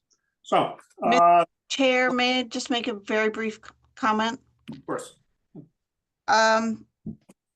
Appreciate the desire to adjust the lighting regulations. I do think that is something that was missed in the rewrite of the regulations. Unfortunately, if these lights have been in existence for over 3 years, you're not going to be able to retroactively enforce against them because they become a pre-existing nonconformity that can continue. So when were the new lights by the professional electrician with the building permit installed? Because that would seem to me to set the timeline for when we could adjust these. May I speak? Brand new. No, sorry, we closed the public hearing. just something to consider. We would have to do some research on that issue, but if they, we're hearing 2 different stories and, I don't have any documentation in front of me. I'm just saying, if somebody can prove that those were pre-existing for 3 years and we didn't enforce against them, they can continue. But if they were pre-existing with 30-watt bulbs and then they put in halogen bulbs that are 500 watts, that's a completely different animal. Yeah, you got 10,000 lumens or something. I mean, it's I agree, but it becomes an impossible enforcement. Well, whatever. I mean, I'm proposing that we review the lighting regulation, and whether or not that can be applied or not, it's a different issue. But okay, I just wanted you to be aware that it doesn't solve this problem. If we get shot down on that, we get shot down on that. If we don't, we don't, and we've done our best to protect the public on it. Okay. But we also can allow, in this case, for the applicant for this particular situation to help remedy the situation for them. Is that not correct? Or install some down lights, some down blinds, or something of that nature. Whatever. Well, if we look at the application, the specifics of the application, and raising the fence to 9 feet, which is what they're asking, it seems reasonable, in my view, that we allow that. And other aspects, like you were suggesting, Phil, relative to a broader control going forward, is I think another question. I think this case brings it to us, brings it to the table. But I prefer not to mix that in this conversation tonight with regard to the specific application. We can follow up on that and make that happen. And we have the opportunity tonight to, if we agree, to allow the 9-foot fence as the applicant has requested, and in their relief that they're suggesting that'll give them will be in place for this specific case.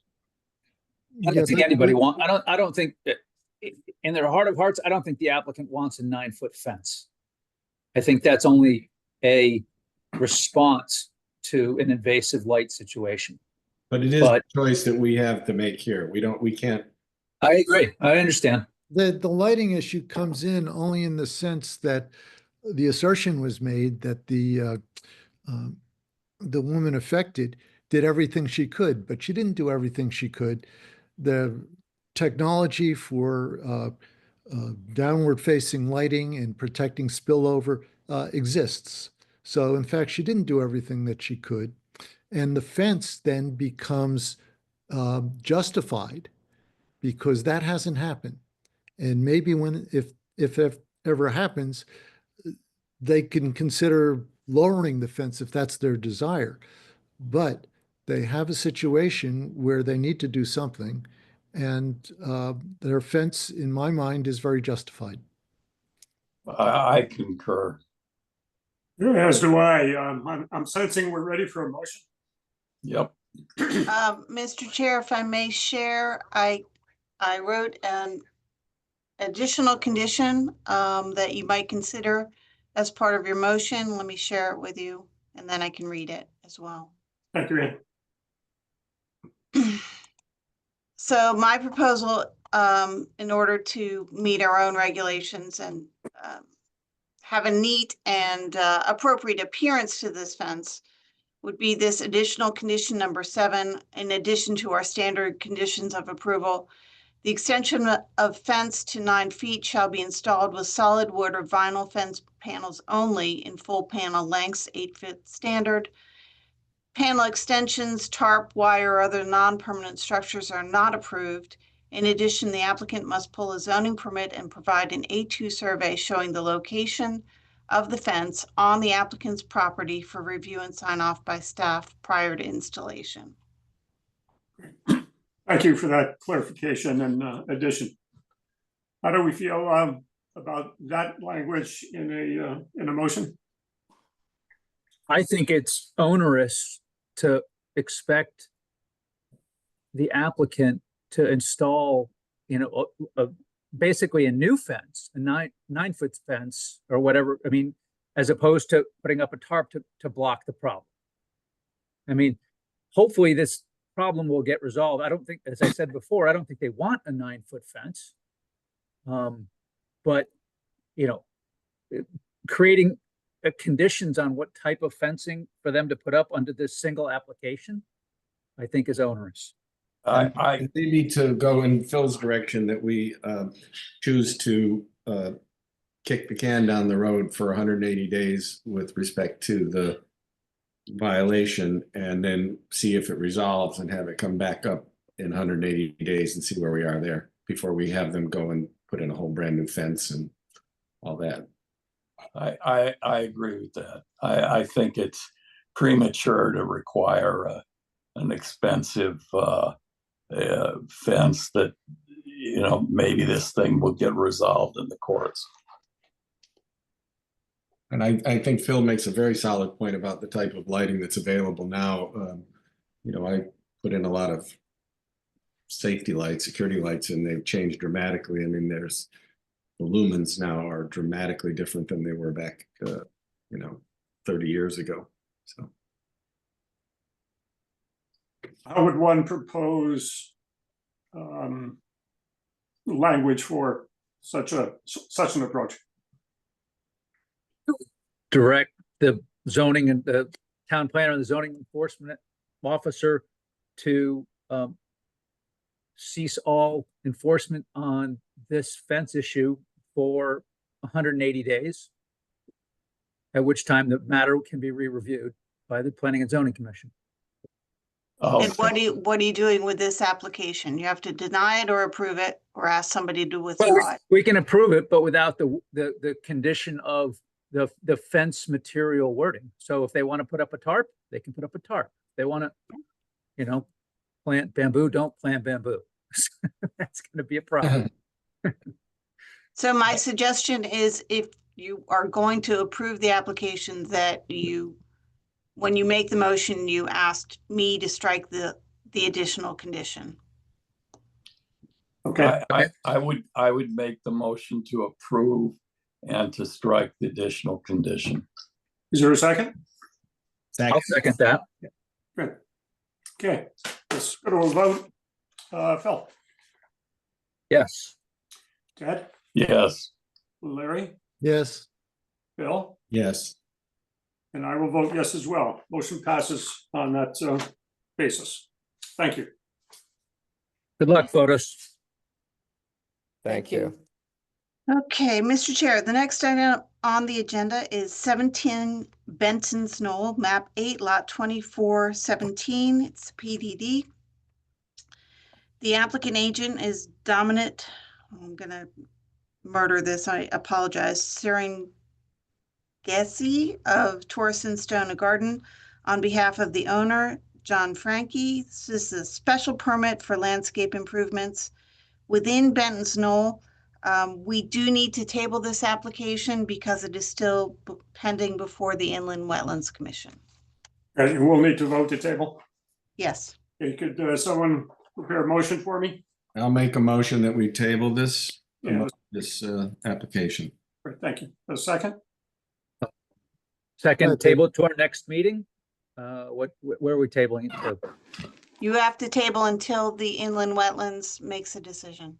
Oh, okay. I'll make a motion that we table it until the Inland Wetlands makes a decision. Thank you, Phil. Good. Second. Okay, roll call vote. Phil Johnson, Yes. Ed, Yes. Larry, Yes. Bill, Yes. and I vote yes as well. Motion carries for tabling. Thank you. The next item on the agenda is 384 Clabbard Hill Road, map 81, lot 26, zone R5. The applicant owner is Mark Cascio and Susan Cascio. Special permit for an accessory structure in excess of 750 square feet per section 3.3.8.3. Very good. Is the applicant present with us? Yes. Hi. Hi. Could you introduce yourselves and give your address again, please? Mark and Susan Cascio, 384 Clapboard Hill Road. Very good. Thank you. We've studied your plans and all the documents you've submitted. Maybe you could share with us a brief comment with regard to what you're trying to accomplish with this new building.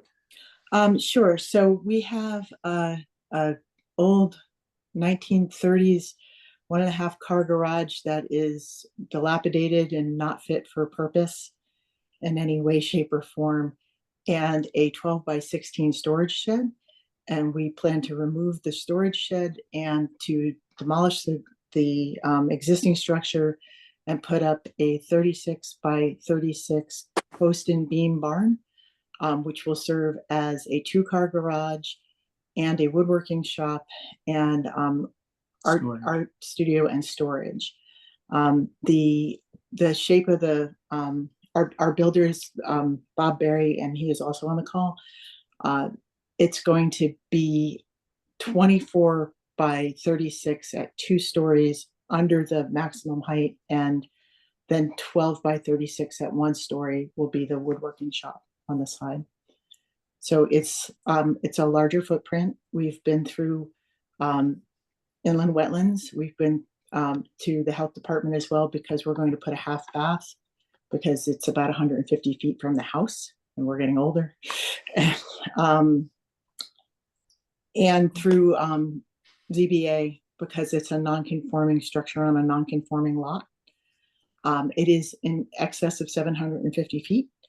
And so consequently, there were some concerns about stormwater management. Our original plan neglected to address that on the plan. And so then on the 14th of April, we submitted a new plan that does address it. Good, good. And could you, Paul, pull up a elevation view of this structure for our review? I have a site plan up. Let me find some elevations. Give me just a minute here.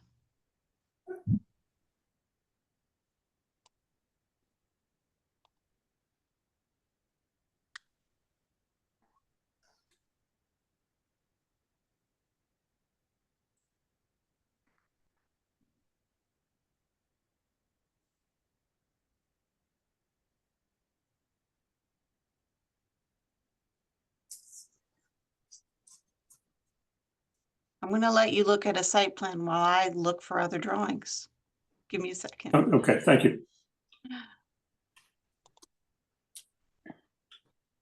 Okay, you got that. I'm going to look. Okay, I have. That's what I was looking for. Thank you.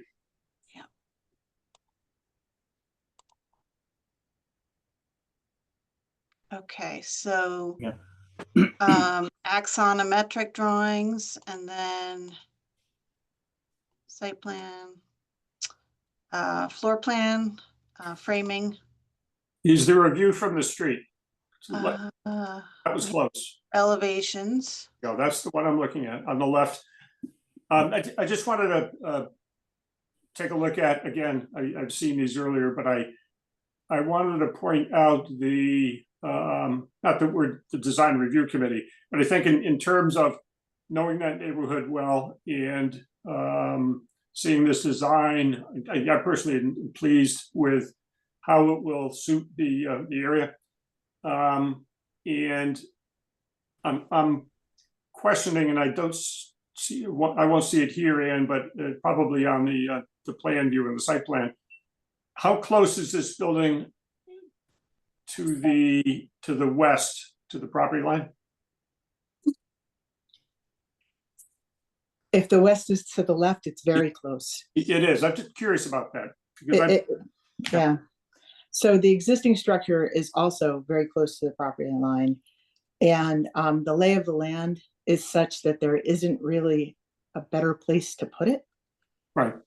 Yeah. That you see the existing driveway, which is we're looking to, capitalize on that existing improvement. Yeah. So is that little square within the big square what your existing structure was or is? Yeah. One thing, I'm sorry, Ann, but I think this is the older plan because it's got the piece on the back that we're no longer. The pavilion roof off the back. Okay, then I don't have the right plans. It's it says revised of April 14th. I got it up on another computer. I just want to make sure. Okay, you can share your screen if you have it. It's unfortunately It's on a separate it's on a PC. different PC. Oh, okay. I think we get the idea. We get the idea. Oh wait, you had it a I second think ago. you had it. Yeah, I think that was it. Yeah, you had it a second ago. So the land slopes pretty dramatically to the east down to the river. Mm-hmm. So that's why we started with the existing footprint, and again to capitalize on the existing driveway and to not create any more impermeable surface by making a different driveway. The land, the abutter directly to the west is open, is 29 acres of open land that's held in a family trust. The abutter to the west of that is the trustee, and the abutter across the street is these are all Dudley descendants. We are not. Okay, they're all in favor of the project. When we went to ZBA, Gary Froelich directly across the street, and Gary sent a letter in support. Great, thank you. And I might add, it was Gary's property I was thinking of with regard to this, the suitability of this design relative to his own property and barns and quite compatible. Gary told us we should ask for a bigger one. I'm in favor of that. You tell Gary to come before us. Huh? Jealous of the wood shop.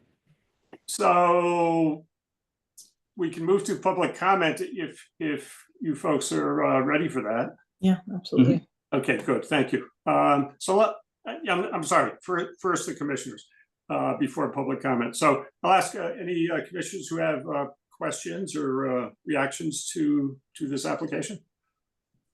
I will make a comment. I think it's a great design. There was one quite similar to that was done, I believe it was on Water Street. It's kind of a yellow barn structure. Yes, we know I mean, them. Yeah. Very handsome building, very in keeping. I also have an 1859 house that I built a separate detached garage to also. So I'm empathetic to your needs to have that. And I guess my question was, and it's not really pertinent because you explained the slope problem as to why you had to put it where it is, but that makes sense to me. Thank you. Any other thoughts from commissioners? Yeah, do we I have have no something comment. from the, I'm sorry. Go ahead, Larry. Do we have something from the health department that says the extra bath is not a problem? We do. We're actually putting in a separate septic. And they've approved it. Okay. Great. We would have to, in order to tie into the septic in the house, which was something that Shirley said we could have done, we would have had to dig up 200 feet of frontage. So we didn't think that that was a good idea. And you got to figure out if you had enough tank, and it's got to, just put another one in. Any other questions from commissioners? Okay, now it's time for some public comment. Anyone, any member of the public who's joining us this evening wish to comment on this application? I'm not seeing any. I don't see anybody. Okay. Then we'll close the public hearing. Can I have a motion to do that? I'll make a motion to close the public hearing. Good, thank you. Second? Second. Good, Ted. All in favor, Phil? Yes. Yes. Ted? Yes. Larry? Yes. Bill? Yes. I say yes, so motion carries. We're out of public hearing and we can now deliberate. Any other thoughts amongst us about this application? Looks like a great project. Be a compliment to the town. Agreed. I don't have a problem with it. Okay. Sounds like we're ready for a motion. I will request one. I'd make a motion to approve the application for the accessory structure in excess of 750 square feet per 3.3.A.3. Good, thank you, Phil. Is there a second? I'll second that. Good, Phil. So let's vote. Starting with Phil. Yes. Ted? Yes. Larry? Yes. Bill? Yes. And I vote yes as well. Motion carries. And thank you. Good luck with your project. Thanks Enjoy. very much. Thanks very much. Enjoy it. Okay, the next item on our agenda is 45 Stonehouse Lane, map 33, lot 15, zone R3. The applicant is Todd K. Anderson of Anderson Surveying LLC on behalf of the town of Guilford. This is a re-subdivision of parcel for an affordable housing development. You will need to table this item tonight because they didn't post their sign in time. Todd, come on, buddy. Todd, come on.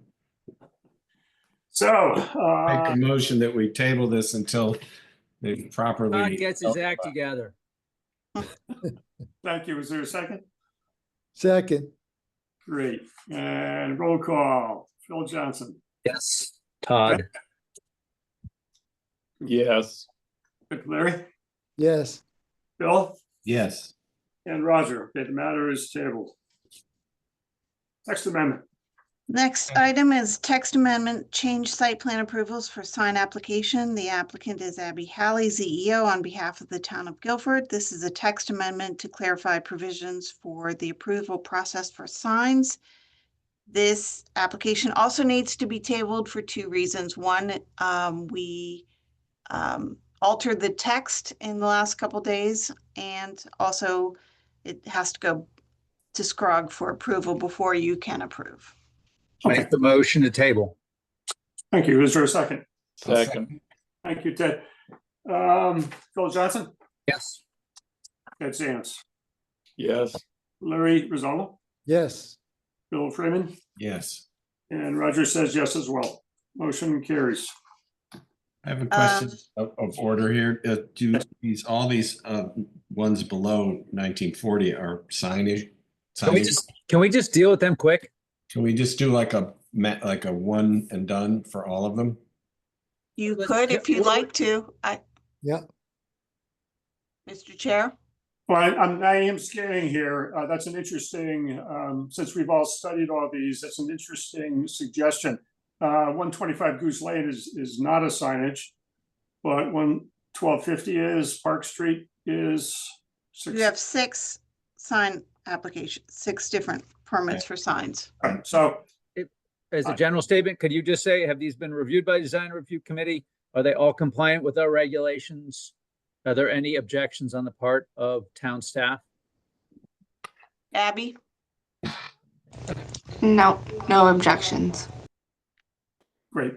I make a motion that we, based on the fact that there are no issues with the sign requests, that we approve them en masse.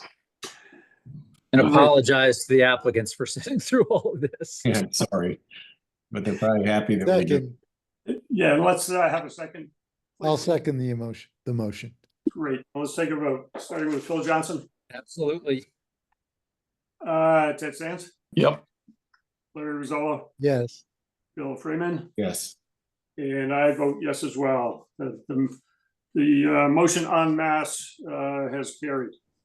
Thank you. That's a very efficient decision. Can we tag one? Can we tag the MRI trailer next?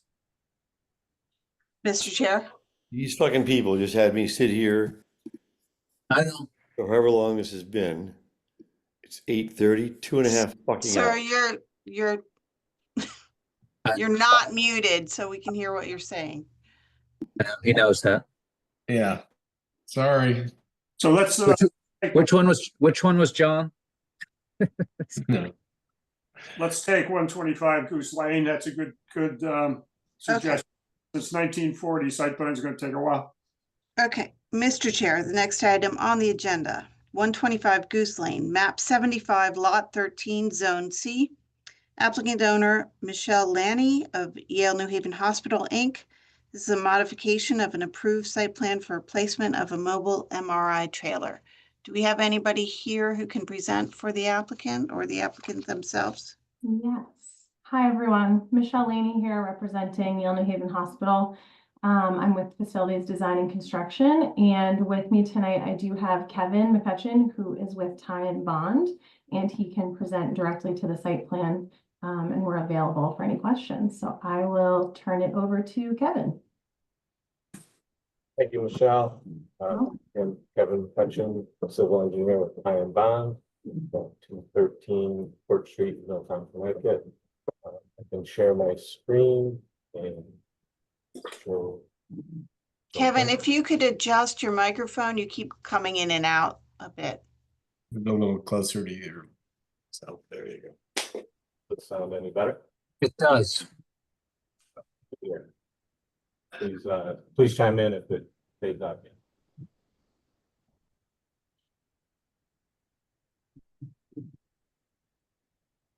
Okay, please. Screen showing a aerial of facility. Your mic is cutting out again. If you could put it closer. Yeah. We're going to get much closer than that.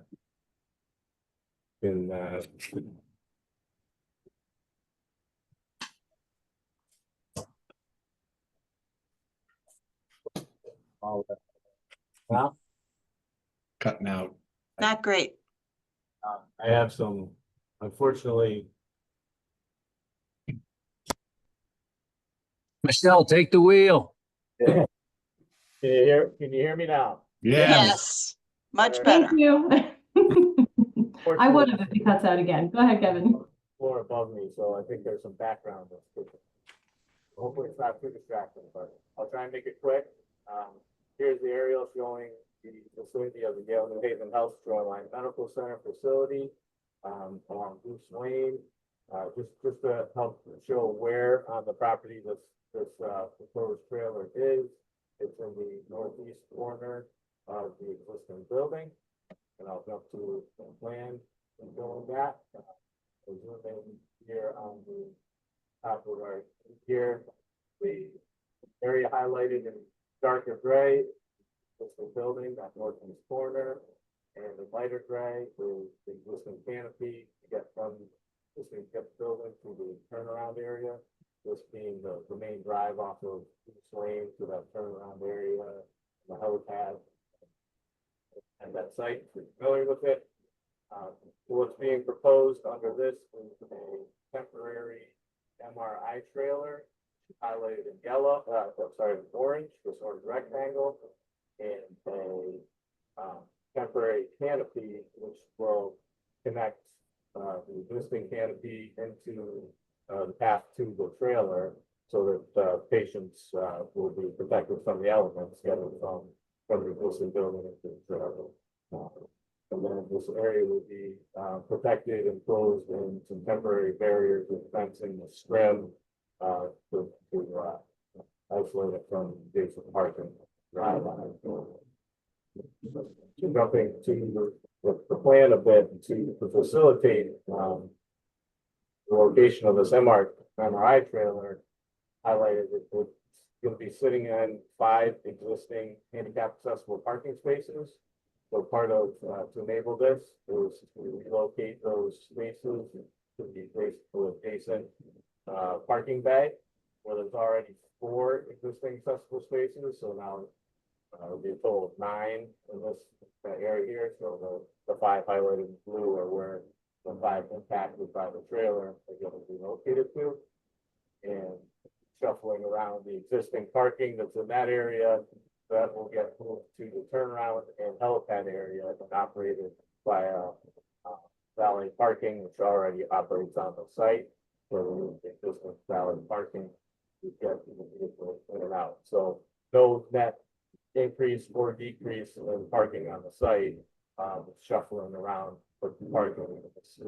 Again, temporary configuration. So the temporary mobile trailer, all of this work is being proposed as temporary to ultimately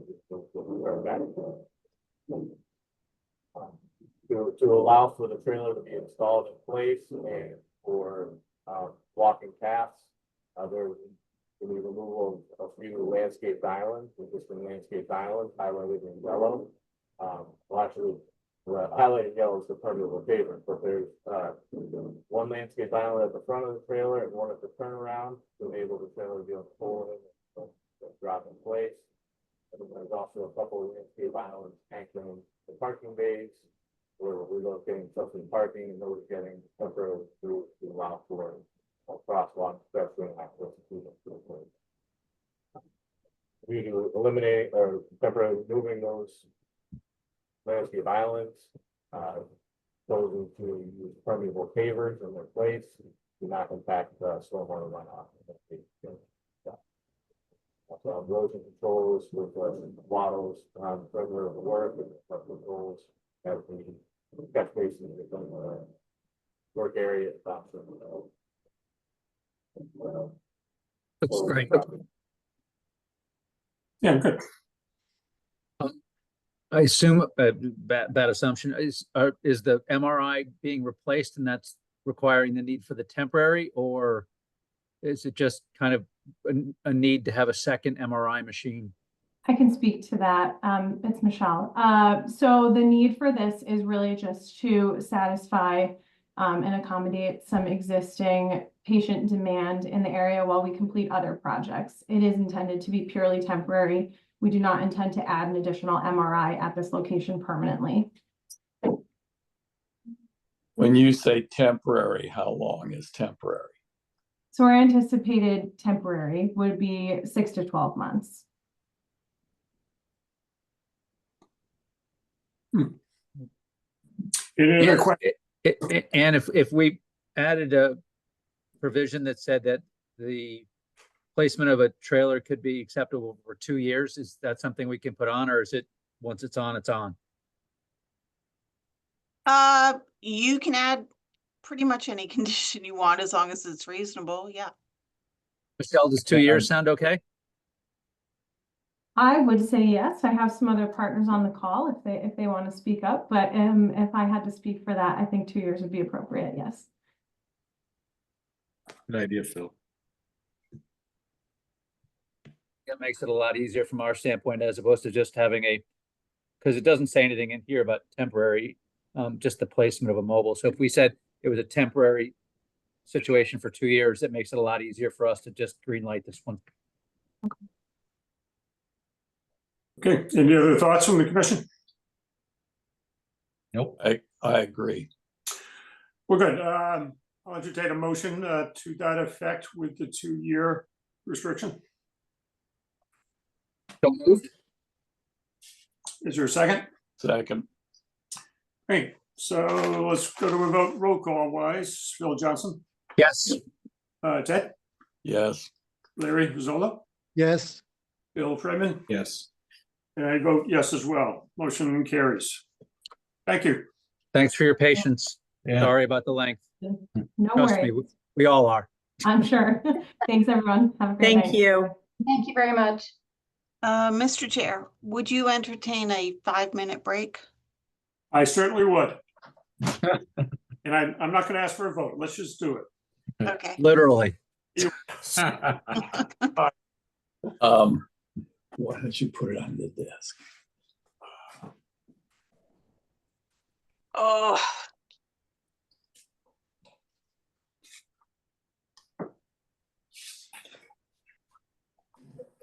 Thank you.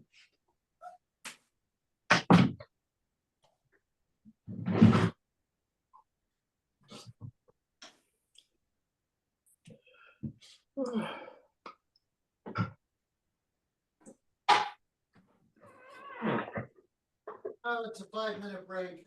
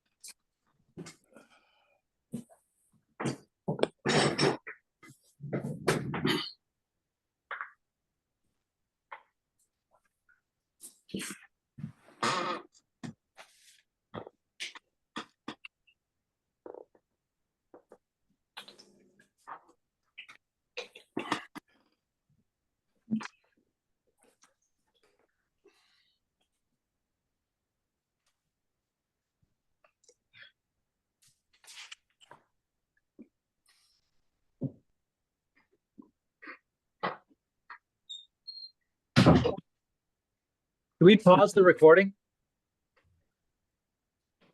Don't know. I'm seeing a message on my screen. This message is being recorded, so I think it's still recording.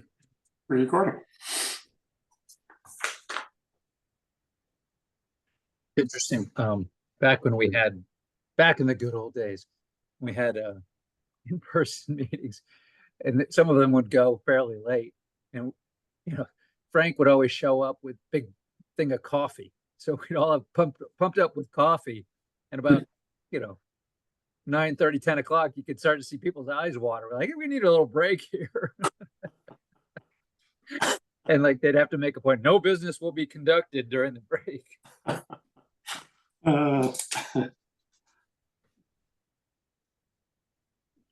An interesting, I do feel for the applicants that sat through our early stuff for the sign approvals. If in fact we're going to be doing those, perhaps we can adjust our agendas on a going forward basis to try and tackle easy stuff early and quick, just out of respect for people's time.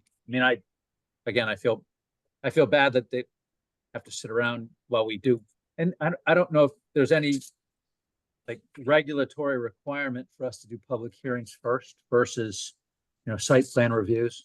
I don't know, just a thought. I mean, it just, again, to respect people's time.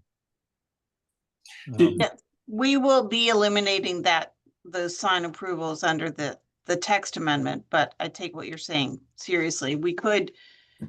If we shuffled stuff we could shuffle it, yeah. Such that the easy things we tackle first, and the things that are going to be more contemplative and deliberative, we might save for. In hindsight, Okay. I wish I had thought of that ahead of time to not make all those people wait. Yeah, that's a great idea. I'll I play sent with it. I actually sent it. If Sean's here, I sent him a text earlier saying, "Hey, why don't we?" So too late. Where is Sean tonight? His back is out, so he's not feeling well. So I'm sorry to hear that. Okay, our 5 minutes has elapsed. I don't know if we're ready to pick up things. Ready? So returning to now site plan reviews at 1940, 1960, 1968.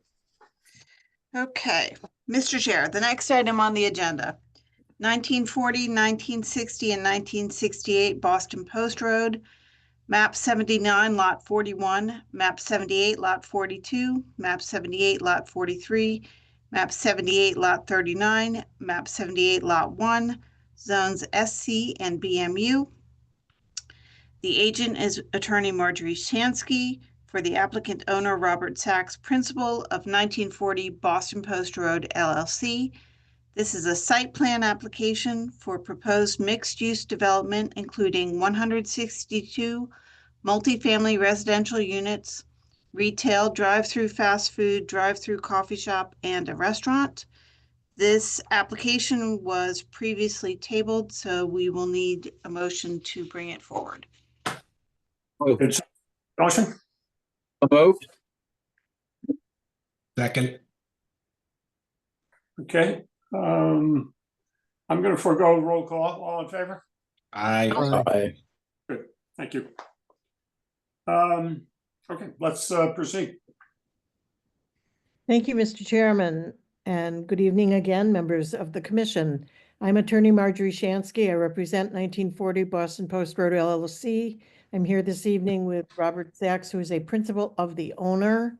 I'm here with Mark Lancor, professional engineer from Dymar Engineering, Ray Sullivan, architect from Sullivan Architectural Group, Robin Kiernan from Colliers, who is the architect for the commercial component, Susan Fields, landscape design, and Neil Olinsky, traffic engineer from SLR.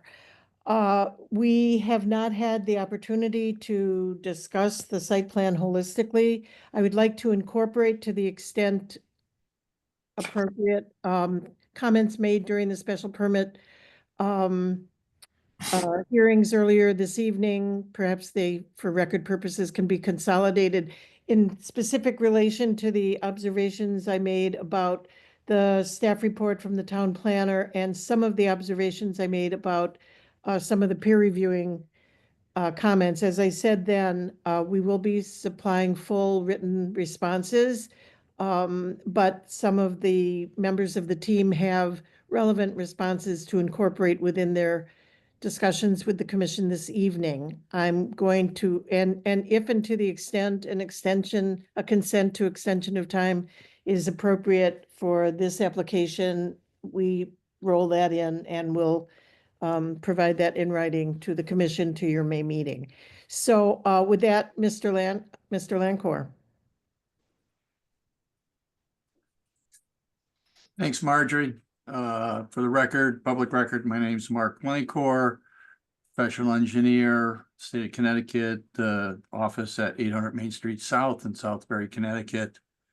And as a matter of some probably kind of housekeeping, because the hearing's been open for some time, and there has been some communications that have gone back and forth with regards to comments that we've received that were prior to the comments we received yesterday from the peer reviewer. So what I'd like to be able to do, just to kind of give the commission and keep them up to date, kind of in the order of what has transpired since we last talked. I would like to just kind of go through that, what we have to date has been submitted to the commission and through the department. Specific is comments that received from the town engineer that were dated April 1, 2025, specific to the site plan application itself. Also recognizing that the peer reviewers are also doing the drainage evaluation through wetlands, which is all being shared with P&Z as well. The letter that we responded to was dated April 28th, 2025 is formal date, our letter that we submitted with some supporting documentation, specifically addressing the town engineer's comments. So I'm going to just kind of go through those kind of in a high level context, because there's a lot of information that we've got to discuss that we're going to share with the commission tonight, and not just myself, but through the other consultants. Specific to that letter, and we've made note, she was looking for the survey, topographic mapping, all that information has been submitted in context of her comments. One of the areas that came up was she wanted to have a relatively accurate survey, but not just on the survey, but quantities of the material that are on site, what has been removed from the site to date, and then what's planned on being removed. We did provide a table that gave all the raw earthwork quantities that have been cut and fill and net export to date. That is a net export to date is about 34,000 yards. And then we have on site existing material of about 45,800 yards of material that are situated in stockpiles on site. And then after all this is done with the completion of the project, that includes both the commercial and the residential component, we have an estimated quantity that ultimately will leave the site of about 230,000 yards. That is addresses her direct question with regards to having understanding of the earthwork quantities that are going to be taking place. In addition, we had to identify, we have a number of retaining walls that are on the site. We added the information, top and bottom of walls that she wanted to have shown. We have done that. The kite, she asked questions with regards to compliance with other agencies. There are no federal agencies that would be involved with this project. As from a wetlands perspective, we're below the thresholds of the U.S. Army Corps of Engineers, so no federal requirements will be necessary. And with regards to the DOT, DOT has to approve any of the encroachment permits or the curb cuts or any of such items as that. And then with regards to our stormwater permit, we're going to be filing for a new stormwater construction permit with the current, based on the current application and the conditions of the site as is. There was questions with regards to blasting and some of the comments that were made. We have a geotechnical engineer that Rob Roy of Whitestone has provided a report that's in the file in the record, specifically addressing her comments. There was a minimum drop zone between any rock cut and the parking area or any other access area where pedestrians could be occupying the site. There was a 25-foot minimum. We've actually expanded that area to about 30 feet. That's also in response to the peer reviewers' comments that they would like to see a little bit more room with regards to that. So that I believe is what addresses the comments in terms of the rock cuts. Rock cuts have both bottom and top of rock cuts that are identified on the plans. And that we provide also what we call a negative slope pitchback from any access areas to the toe of the rock cut of a minimum of 2 feet cross slope, which is a requirement based on the report that was identified and presented by Rob Roy from Whitestone. All these materials have been updated on our 40 scale sheets. And what we've also done, because of clarity purposes, since there's a lot of information that is presented in these drawings, is that our commercial drawings, we actually expanded the 40 scale to 30 scale plans, actually to 20 scale plans that actually allow us to have more room and be able to provide more clarity to the reviewers of the utility plans for this site. The aspects of what's going on with the intersection, the comments that have been previously raised with off-site improvements to the various intersections. I'm going to let, again, SLR has presented some of that, and they will elaborate on their traffic study as far as impacts and the results of their study. I know that SLR has been working closely with the town engineer and various other officials in town to basically address any comments concerning public safety, traffic controls, and the like. Bus shelter was asked whether we would provide a bus shelter, and we have agreed that we would take no objection to that recommendation. Final location, we have a suggested one on the plans, but the final location obviously would be worked out with DOT and the town itself. Parking layouts, we have, again, comments came back regarding some of the circulation patterns. We have taken the plans, they've been reviewed by SLR as traffic consultant, made recommendations for signage, striping, and other markings on the site plan, including some slight revisions to improve the geometry.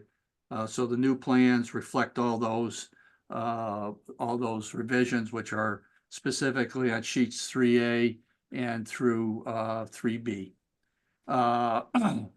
The access driveway to the residential development, we made adjustments based on town engineer pointed out that we had exceeded the 10% threshold, and subsequently did make the revisions to our road plan and profiles that would bring that down below the 10% threshold. In fact, it's about 9.8%.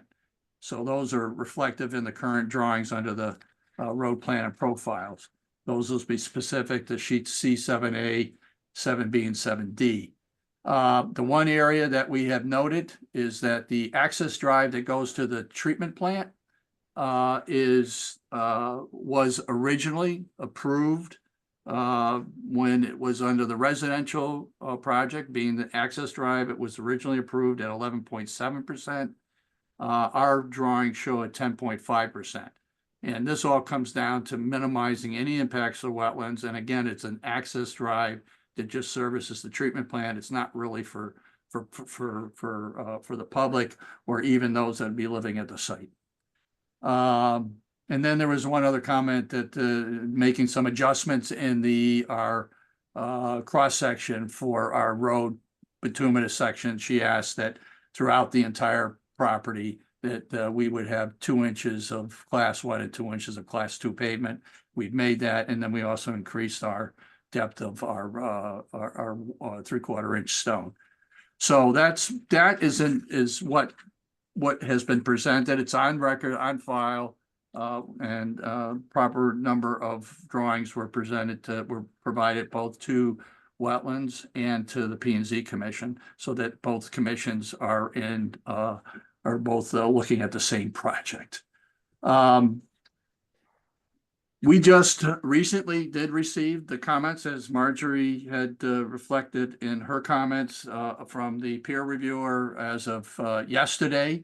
We have taken the liberty to review that. We do have a response, although that response has not been submitted, and it will be submitted subsequently by tomorrow or Friday based on final review of our team.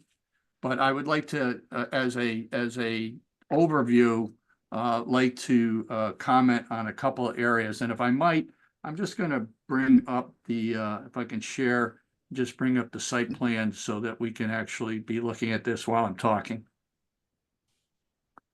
Let's see.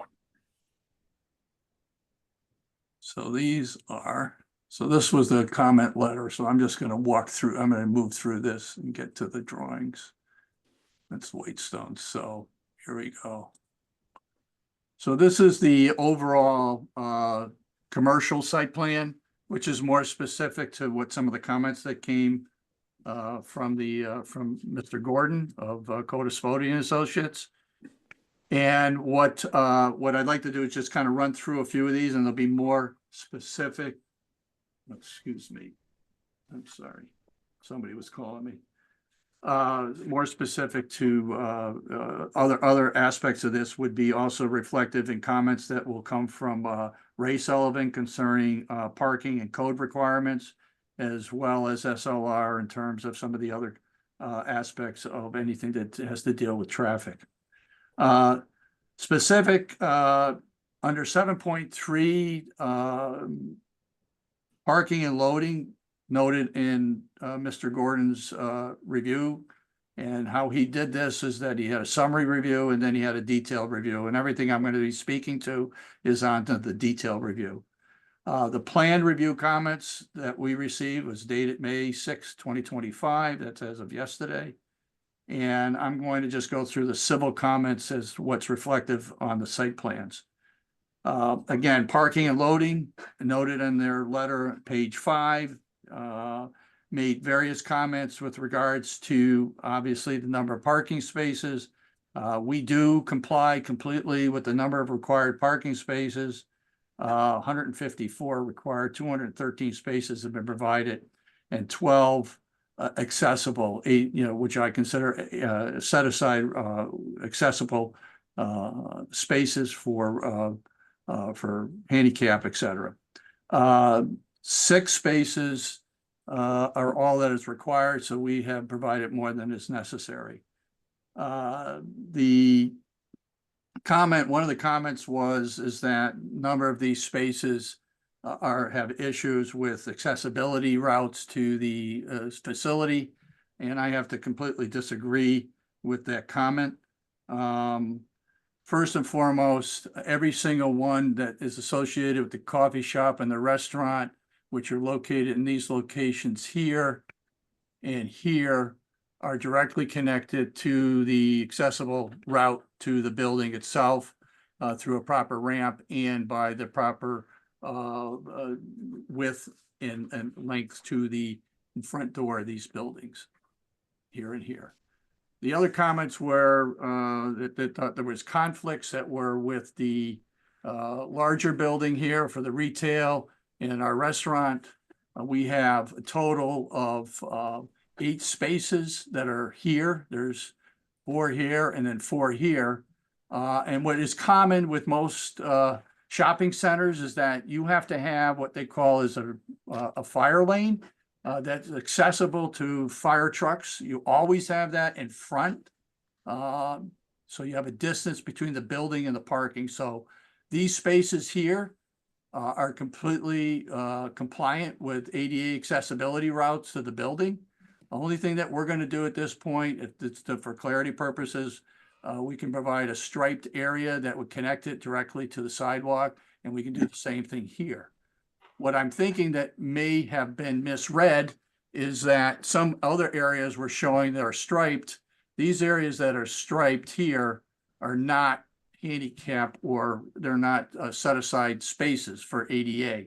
These are areas that could be for shopping carts, as we were providing some areas that, so that if, depending upon who the tenant is, which we don't know who the tenant is that we had allocated areas for shopping carts. So somebody may have thought that these were ADA spaces for servicing this building, and they are not.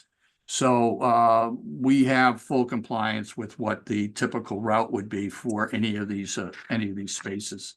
There was comment made with regards to EV stations. Yes, we recognize that there is a deficiency in the number of EV stations in terms of meeting the compliance with your regulations. We can easily address that by adding additional spaces. So we'll be fully compliant with EV spaces under section 7.3G 3B of the regulations. Specific to the coffee shop here, it speaks about the entrance that comes in this area and this turn that has to come in for the queuing to get into the into this area of the site. And we're going to take liberty to review that with the traffic consultant and the client, and we may probably going to make some revisions here to improve that geometry in this specific location. We don't think that's going to be an issue at all. We may end up having to lose 1 or 2 parking spaces, but that's we have more than enough parking spaces to stay compliant, with the regulations. There was a note of a dimensional area error. This 13 feet is actually 25 feet. That's a typo. We'll take care of that in our revision. Trash removal. So specific, and which we cannot do at this time, but trash removal would be no question, would come in, trash is picked up here, they back in, and then they go back out. Not an issue with that. Same with this specific trash receptacle is here. One would come in, pick it up, move, and then go back out. You generally need about 40 feet in front of you in order to allow for the trash receptors, the trash vehicle to be able to make a maneuver for its site. We have the same thing down here, trash receptacle easily located, not going to be an issue for any of the vehicles to be able to make those maneuvers. Specific to in terms of the loading zones, the comments were made that, in terms of having a turning movements to be provided for how the loading areas would be utilized. I will say that that the tenants that are being looked at in these particular locations, and we cannot divulge that, there's a non-disclosure agreement, with the tenants. But these tenants who we have experience with do not use large vehicles. They use typically an SU type 30 vehicle, which is, a small box truck to basically service their needs for their facility. And that's exactly what these have been set up for. They've been approved by our tenants for these locations and both locations here. So we don't see any issue with that particular element of the site plan, although we will provide the commission with a template design to show that the maneuverability of these vehicles can come in and go out without having any issues with opposing traffic. Let's see. That's the same on that. I'm just trying to run through this. The comment that was made with regards to this particular location, the comment was made that, folks could easily try to leave this site and violate this particular right in and right out location, being that, yes, for folks that are going to come into the site, their primary entry is going to come through the light along the main avenue and then into the site. The comment was made that it's a long run to get to the coffee shop if they do come in through this way, and they may circumvent and want to make a left-hand turn out of what is considered a only right out at this location. Well, we find that as being speculative at best, assuming a driver is going to violate what is legally they can't do, and that's presumptive on their part. And that is not appropriate in this case here, as the as this has been set up for only a right in and a right out. On restaurant A, which is this restaurant here, talking about it noted that the earlier plan had a misalignment that was in this location here. That was corrected based on our traffic consultant's input, and all that misalignment is now been taken care of, so all the through traffic can move appropriately through the site. So we acknowledge Mr. Gordon's comments, but there's nothing required. And it's the same thing with regards to the drive-through area here. One of the comments was made is that if a truck delivery is coming here and that there's folks that are here to pick up, that there could be a delay. Well, that delay can occur. I mean, it's somebody, if the truck delivery comes at a point, and keeping in mind that both these tenants have specific times in which they do their deliveries off hours. They are not here they do not provide their trucks. These are very timely operational issues that are always taken care of with these tenants, and they will make sure that any deliveries are on off hours, non-patron hours. But if that were the case, a delay for a minute or two waiting for a car to get through here is not going to be an issue for them to then pull in to do their loading, because again, these are box trucks. These are not large vehicles. And again, was brought up regarding an order board. Again, this particular restaurant is not an order board. It is just a pickup. So it has a much different formula operational system than a typical drive-through, which is typical to the coffee shop. So we believe that everything is in accordance and is compliant, as was noted earlier in the hearing process. I'm just keep going through this. Delivery of goods. And then there were some other general notes. We, again, on the general notes, will provide some truck turning movements for the appropriate vehicles that are servicing each building. It was noted that there were some issues with this particular building. This building and this radius has all been set up to allow for large delivery trucks, whether it's a 65 or 75 foot a truck in terms of turning movements. We provided templates that are in our plan set, specifically that we're addressing those needs of the fire department, which the fire department's actually, their vehicles are tougher to move around than these other large vehicles, whether it's a WB 65 or whatever. Their vehicles, the ladder truck has a lot more difficulty moving around than those vehicles, which we have appropriately shown works. In this case here, a vehicle could come in this way, they make the turn, and then they back in. Or they can come in through this way and then come up the aisle here and make the turn, come down and back in, and then go back out. And we'll give you the appropriate turning templates, diagrams that will demonstrate that is satisfactory. That is the highlights of what I've taken the liberty of, at least trying to address the first set of comments that came from Mr. Gordon yesterday. And with that, I think I'd like to be able to now, Marjorie, you probably want to go next to Ray with regards to the parking and the code requirements that were pointed out in Mr. Gordon's comments concerning the buildings and that sort of thing. That's fine, Mark. Would you please clarify the outdoor dining at restaurant? Oh, sure. Thank you, Marjorie. Thank you. Outdoor dining, this is the outdoor patio area, and the distance to this corner, which is the corner for the zone line, is over 105 feet to this distance to here.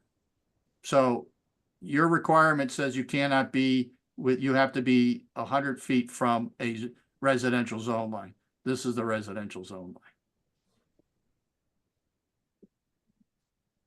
Can I ask you a quick follow-up question? Sure. So you indicated that there are 230,000 yards of material that are going to be removed. Yes. Is there a timeline on that? Well, part of it is going to be as they go through construction. So we have in our ENS control plans, phasing plan that demonstrates the timing of material that during the course of construction. This project is more than 2 years to build. I mean, this is a long time project, and it's going to take a while between the earth extraction and actually putting in utilities and building the building. So this is going to be some time. So just quick math. If a truck loads 30 yards, Yeah, talking like 7,500 truckloads over 2 years. 3,500 truckloads a year at 30 yards. Just yeah. I just did some quick math and it seemed a lot to me, but So if you're looking at even 3,500, you got 350 days, right? 360. well, I don't. You got I 220 don't think working days. I don't think Robert's putting his guys on Sunday. I mean, it's probably No, he's not. Robert is not. Well, he's definitely not doing that. But this is I mean, there's a substantial amount, especially, and most of this is coming out from the commercial site going forward because there's a substantial amount there. And then as you start building utilities and having to start putting material in, crushing and putting it back in place, so there's going to be some of that too as well. But our estimates are basically 230,000 yards. And if it's just saying 2.5 years, I'm going to just say 2.5 years. It's 230,000. I'm just doing a quick math. I just used 30 yards as an average truck. Yeah, load, well, so it's Mark, divided by 30. Mark? Okay. Yeah. are you accounting for the amount of the material that will be used on site? This is the 230,000 is what's actually the excess after utilizing what is on site.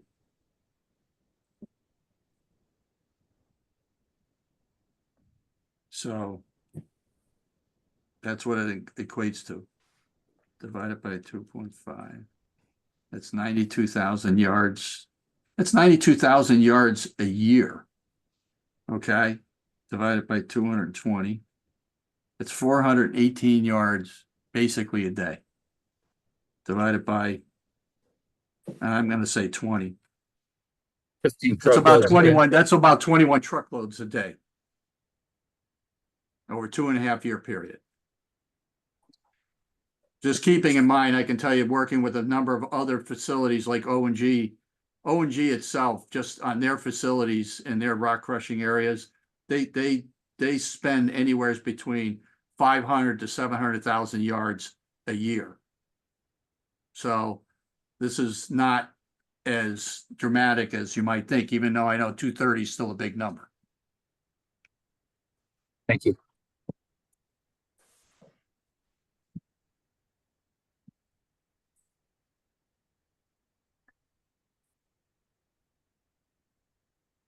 Okay. You want to bring Marjorie perhaps, and unless there's any other questions, then maybe Ray can step in. I have a question, Milford. I'm sorry, I was muted talking to myself. You you mentioned the box trucks versus tractor trailers. Is there a way that we can at least codify that? Because I can only imagine that the guy shows up with the tractor trailer and just kind of blocks traffic or something. You know what I mean? Oh, we're going to codify with the templates and showing, that's what is specific to these tenants. So, but is there a way, I guess maybe it's more back towards the commission and that we can have that as part of the approval? Yes. Yeah. Yep. Okay. Good. Thank you.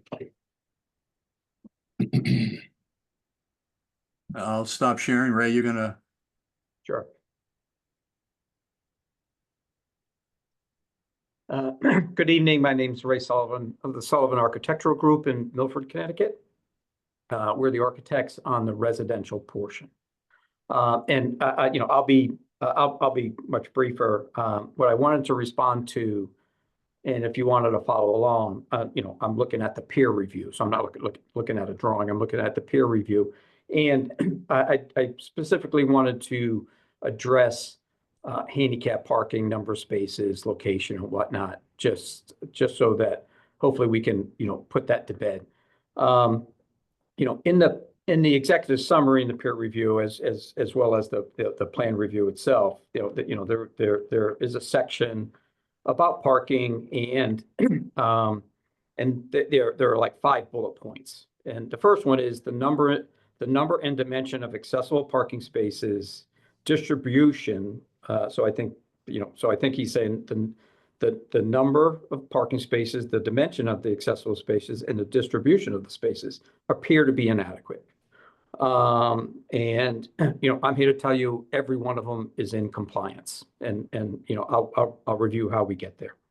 The second bullet point says that the garage spaces are undersized, and that's incorrect. The garage spaces, meet the ADA requirements, exactly. The third bullet point says that there should be 1 space per accessible dwelling unit, and then in parentheses 17. And that the handicap spaces should be delineated on the floor plans. So we're happy to delineate the handicap spaces on the floor plans, but there is incorrect terminology used. We do not have any accessible dwelling units, and I'll explain in a second. The fourth bullet point is there should be 10% of the total number of units that are constructed as accessible. Again, that's 17 units. And again, the terminology is incorrect. We have no accessible units. We have 10% type A units, and the rest of them will be type B units, so that 100% of all the units, will be handicapped adaptable. And then it goes on to talk about the electric charging stations, and that was just previously addressed. So regarding the type of unit, and just to clear up the terminology, the ANSI code, the 2017 ICC A117.1, which we all refer to as ANSI, describes everything that goes into a handicap unit. It talks about the slope of a walkway outside, whether it's the running slope or the cross slope. It talks about how high the railings should be, what we need to do at every door, what you need to do at every shower, at every toilet. It goes into an extensive amount of detail what goes into providing handicap units, and then it summarizes in the end in chapter 11. In these types of units, this is what you do. And so in chapter 11, they describe accessible units, they describe type A units, they describe type B units, and they describe type C units. So there are multiple level of handicap units. So you take that information, you go into the current, Connecticut State Building Code, and section 1108.6.2.2 tells us that in the R2 apartment building use, you shall use type A and type B units. We don't use type C, we don't use accessible units. So I just wanted to clear up the terminology so we don't get off on a tangent. And then it goes on to say 10% of the units should be type A, and 90% of the units shall be type B. Now, so I'll just tell you in just brief summary, the type A units have a slightly higher level of accessibility built into it than the type B. They're both adaptable. For instance, in both of them, you don't put grab bars in, but you put the blocking for the grab bars in. You need a clear, accessible path through the units. The door needs to be a certain size. You need, if you're pulling a door or you're pushing a door, the latch clearance on either side needs to be a certain dimension. So all those things need to be planned for in all the units. The type A unit, which case there are 10%, has a slightly higher level of accessibility built in. That generally shows up in the kitchen and in a bathroom area. So And the, you know, the design of those units, you know, is in the Connecticut State Building Code. It's generally governed or reviewed by the building inspector, but we'd be happy to give you whatever information you need. So how do you calculate the number of spaces required? I think in the plan review, and again, there's a summary and then the actual plan review. It makes a statement that say, okay, you need 10% of the accessible units. You need one for each one of those. So that's 17. And then there was a thought that, well, there should be a couple over by the clubhouse. So we need 19 spaces. So the actual way to calculate the parking, is that the R2 use, that's what this apartment building is. In the R2 use, 2% of all parking spaces have to be handicap spaces. And then it says, when you do have those type A units, you can provide one handicap space for each unit. And then there's an exception underneath it that says you can also calculate the number of parking spaces required for the higher accessible type A units, by calculating 2% of the overall number of units. So historically, here's what happened. In 2018, a new code was passed. It said you needed to provide one, besides the 2% of all parking spaces, you need to provide one for every type A unit. And, as projects were being designed, there was just a significant amount of handicap parking. It was all by the front entryway. And so code modifications were applied for. And the code modifications were all granted, and it was narrowed down to, okay, calculate your 2% of overall parking, and then take 2% of the number of units, and that'll suffice it for the type A units. So from 2018 to 2022, we all went under code modifications, and I wrote a number of them.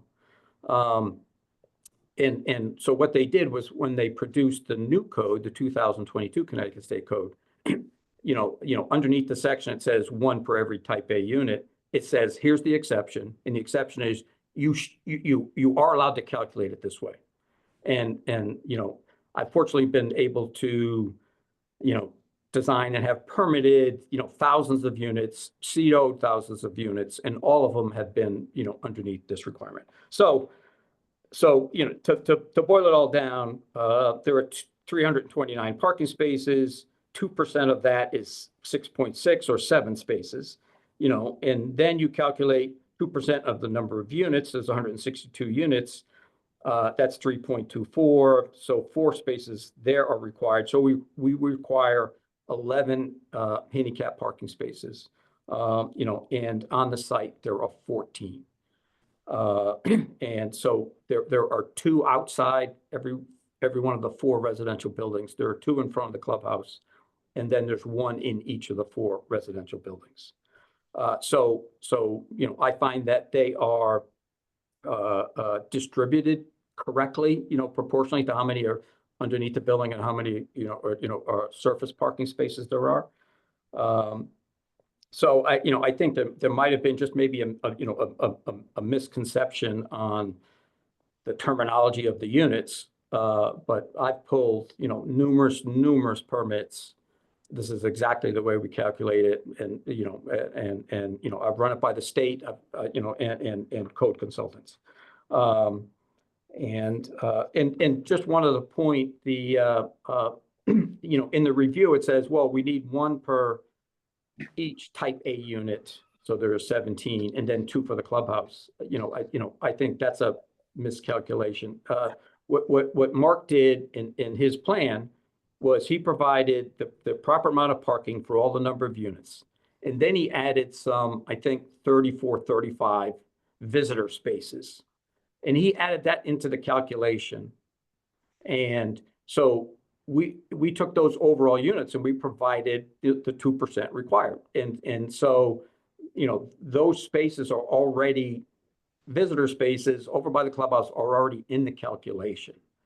So anyway, I'm very comfortable that the number of spaces, the dimensions of the spaces, and the distribution of the spaces, are code compliant. So I just wanted to just address, this parking issue relative to handicapped, based on the report we received yesterday. So that's all I have regarding the report. Thank you, Mark. Attorney Shansky? Yes, unless the commission has any interest, Mr. Sullivan could also speak briefly to the experience at design review and the conclusion there with respect to the residential component, or to put something up on the screen. But if you're all comfortable, then I would say Robin. Okay, thank you. And Robin?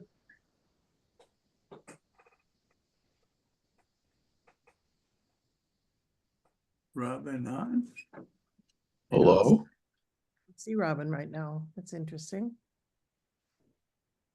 Then let's go to Neil Olinsky, and I'll figure the other out.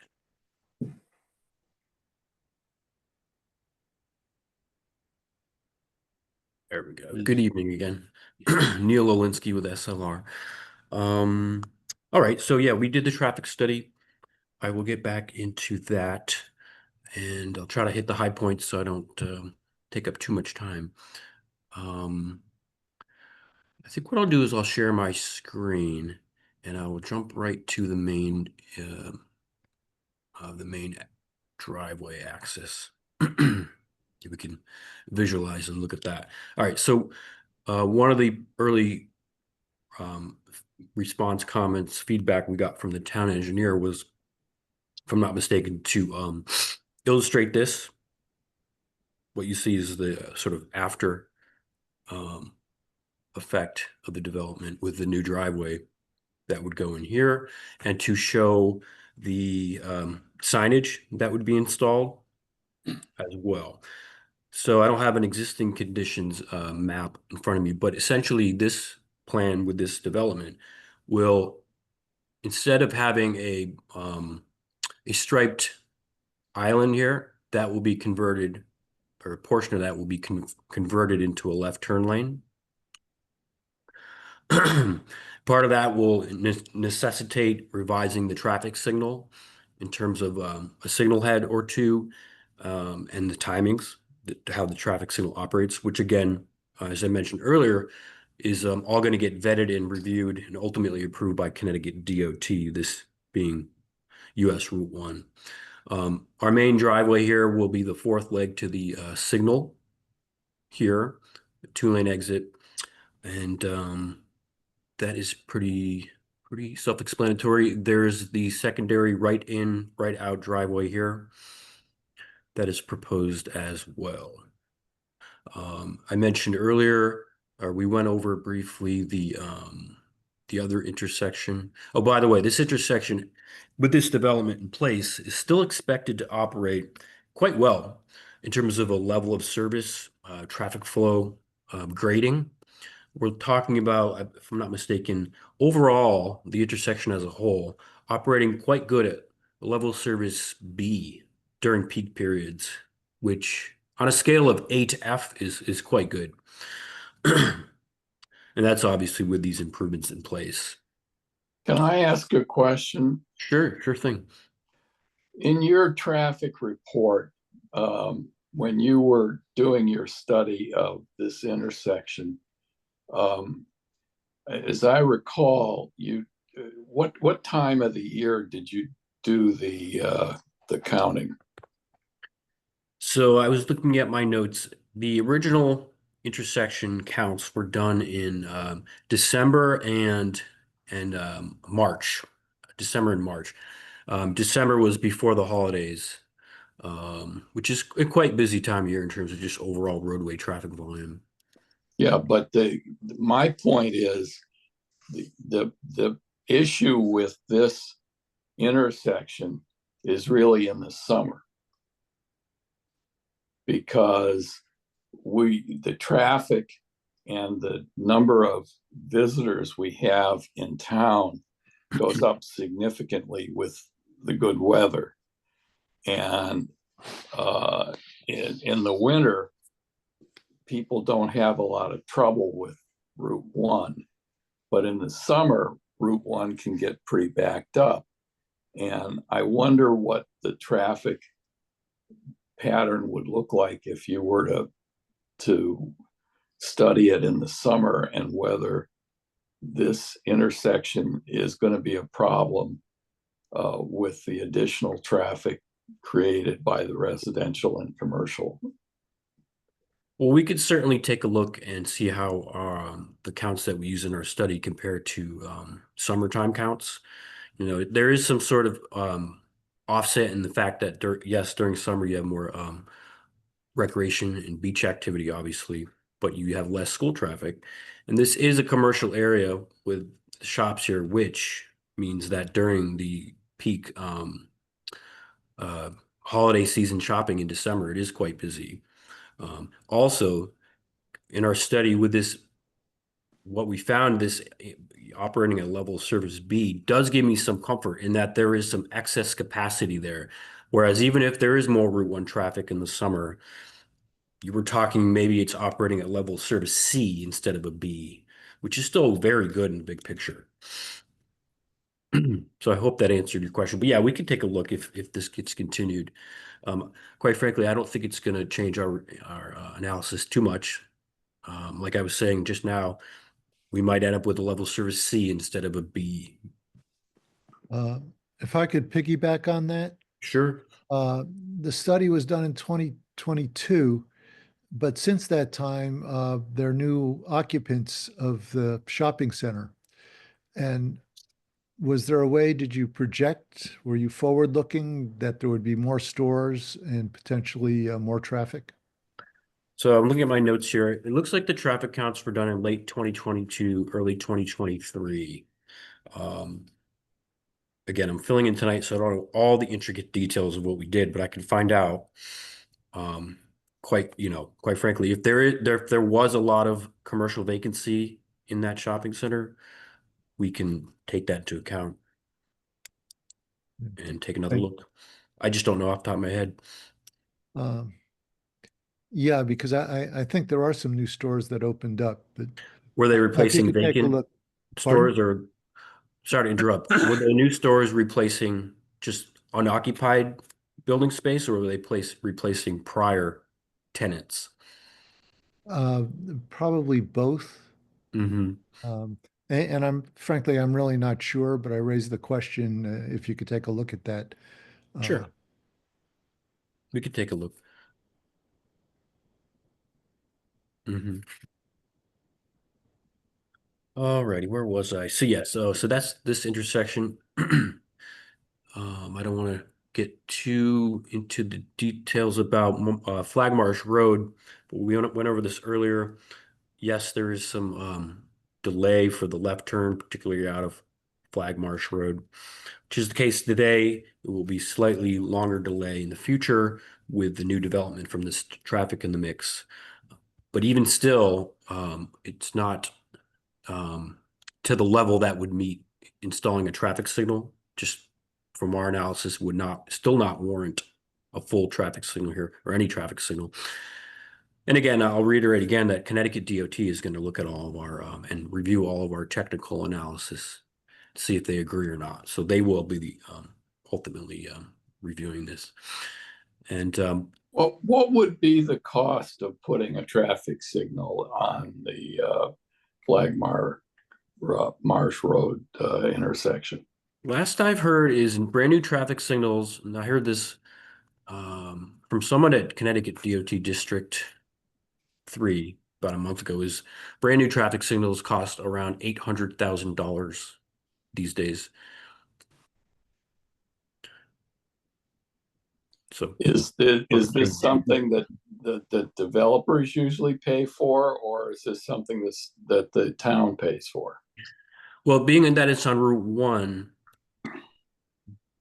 it could play out two ways. You know, the development will again, if the signal was even warranted, and this being a state road, it'll all get reviewed as part of the Connecticut DOT's OSTA approval process, and they would likely, I can't speak for them, but they would likely look at some sort of fair share contribution from any new development that might be triggering a traffic signal. And again, we don't think this is going to warrant a signal.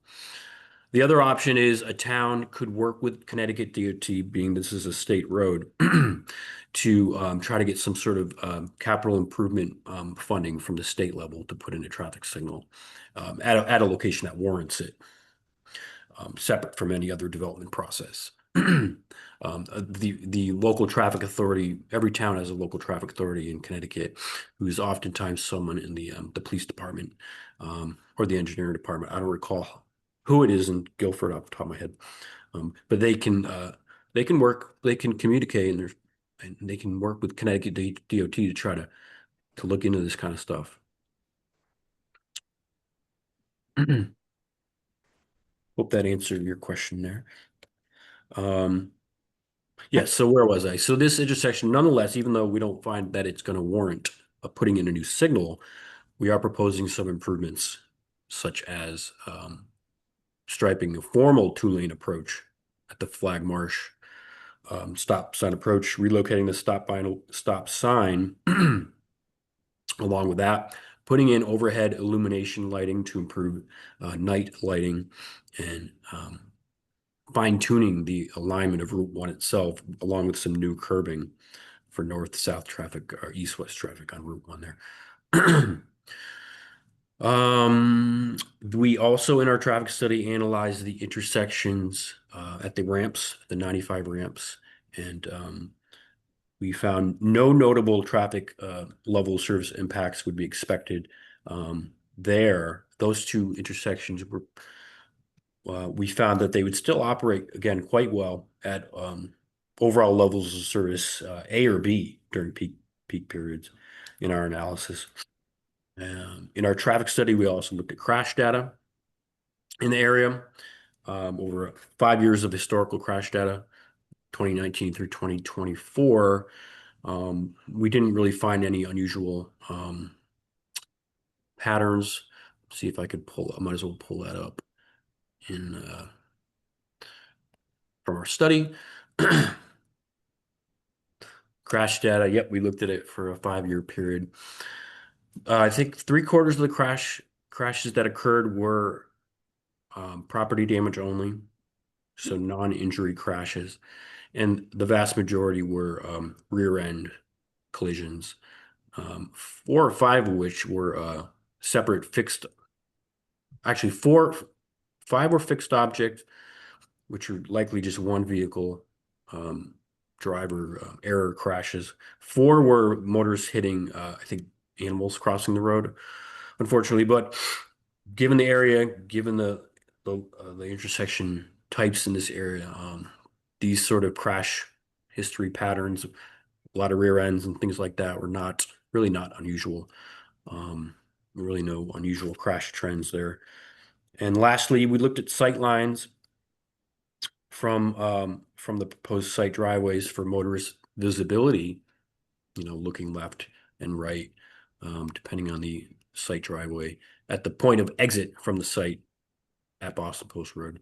We found that based on state criteria, they are going to meet the appropriate visibility site distances, subject to any trimming of vegetation that is along the site frontage. So that's pretty much it in a nutshell. Just want to remind everybody that this is a large development in terms of how state Connecticut DOT classifies this type of development. So it is going to require multiple Connecticut DOT approvals, one of which is a certificate revision approval from the Office of the State Traffic Administration, as well as a design review of the signal modifications. So they'll be looking at this thing in quite detail, and that's pretty much it. I'd be happy to answer any questions, any further questions there may be. So you'll come back to us with your analysis as to whether the summer or the December traffic patterns are relevant here. Yeah, we can look into that. Yep, and get back to you. Thank you, Neil. Appreciate that. Thank you. Attorney Shansky, do you have others on the team who will be speaking? Yes, Susan Fields can briefly talk about landscaping and the experience at design review. Good, thank you. Good evening, board. My name is Susan Fields. I'm a landscape designer. Live at 126 Flanders Road in Niantic, Connecticut. In review, I've met with the design review board on 3 separate occasions. Our most asked and spoke to was approved of the horn beams in the parking commercial area. We changed those to be Gladitia or honey locust.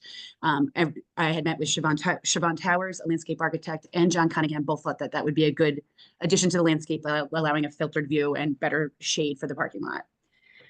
In looking at the notes that I received yesterday from the other party, I would just like to speak to their notes here. And I would also like to say the plant palette that I've chosen is to integrate back into the area pollinators, birds, butterflies, things that you'd want to see in the town of Guilford, want to see in the world, and to make this a place of diversity and interest. So one of the notes was they did like some of those trees. Some of the cautions that I said was that the redbud, Cercis cantadensis, should not be placed there. Actually, Siobhan Towers, the landscape architect on the DRB, mentioned that as well, and they've been already changed and noted on the plans that have been presented. Actually, I saw in the meeting notes. They are now red maples and elm trees in the 2 different locations. Their comment on the wide use of boxwoods and the fact that they get blight. The variety I chose does not get blight. I've been doing this for 29 years and understand what is disease resistant. So we chose a variety called green velvet, which is not the American that gets the disease. It's also a plant that does not want to get too big. So therefore it's not a maintenance issue in the front of the foundation plantings for the residential buildings at the back. The birch trees that I chose that they noted were that get borer disease. The variety that I chose, again, is a river birch, which is resistant to all of those diseases. And there are 2 of them at the clubhouse at the back. Another comment was the pear trees not being recommended, and those have also been changed. There were a few at the back residential building, and I don't think that those were the change was reflected in the plans that you have here. But when I go back to DRB, I'll make sure that those were changed to, I think we're changing them to shadblows, which is another native tree. Another note was about crepe myrtle being not hardy in this area. I have tremendous success with them along the coastline and have been planting them again for over 20 years. And these particulars are sheltered in a location up against the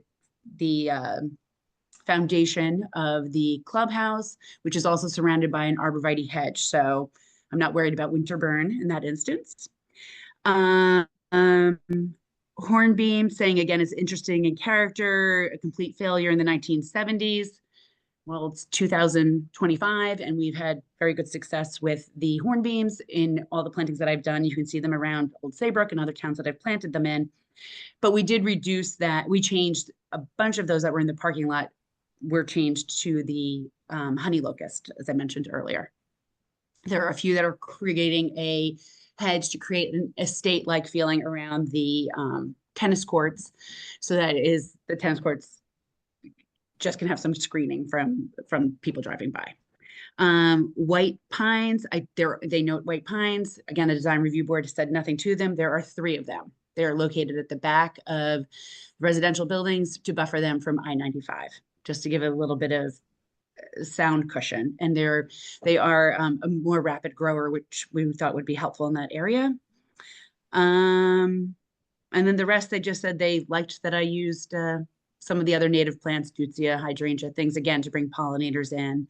But overall, what I tried to do was create diversity, create interest, color, and shade, and just bring all that back to the site. if you have any questions. I do. My name's Bill Freeman. Hi, Bill. Boxwoods, I know some boxwoods are considered somewhat aggressive and invasive. Invasive in what way? How are they? Some of them have root structures that kind of spread and go aggressively. I'm not a big fan of boxwoods from that mesh. I don't know that to be the. I'm sorry? Yeah. I don't know if boxwood's actually spreading by roots. That would be something that I've not seen that. These are all actually located in between a building and a sidewalk, so they would have no place to go. I think that was also brought up with liriope, which again is harnessed in by curb cuts, so there's nowhere for it to go. It's not going to go into the driveway. So I don't foresee that being an issue. Okay. Gesundheit. Bless you. Any other questions on the vegetation? Great, thank you. Thank you. Mr. Chairman, Mr. Lancourt wants to correct something he said earlier. Of course. Thank you, Margie. I just can't read my notes. So sometimes it's when you're reading a letter. I just want to correct the earthwork quantities, because as I went back and I looked at my notes, and that was actually specific in the letter, the number of the 229,800 yards is actually, that was a question that town engineer asked as to what was taken off the site to date, as it sits today. So that's the number that's been taken off the site to date. The actual number between what the cuts and fills of the current plan, which we would have an export of about 34,000 yards of the current plan, and then we've got about 46,000 yards of stockpile material on site, that would yield about 79,500 yards ultimately would be taken off the site over 2 years, which is 3,975 truckloads, about 1,990 per year, 9 trucks per day. That's really what would be occurring. And I will, in the beginning, you almost did it backwards, and I did, and I apologize, man. I know how much rock was there. I apologize, and I will say this because Robert Sachs knows the earth business and the rock business. Okay, he sent me a text and he actually said, "Mark, it's going to be 9 to 10 trucks a day." I went back and did my calculations, so here it is, 9 trucks a day, and I just wanted to make sure that the record reflects that. Okay. Thank you for that clarification. You're welcome. So, Mr. Chairman, to the extent that we have a number of alterations to match the testimony that's been given this evening, and also to the extent that I think we have addressed many of the comments that have been sent our way, notwithstanding the short period of time that we've had them, I think that we will rest right here and come back to you next month. That would be great. I think these, especially the last 2 meetings, have been with your team, especially informative to the commission, and we appreciate that. And this communication, I'm sure, will continue, and we look forward to that. So thanks again for bringing your team to the meeting and their participation. Thank you very much. Thank you. Thank you.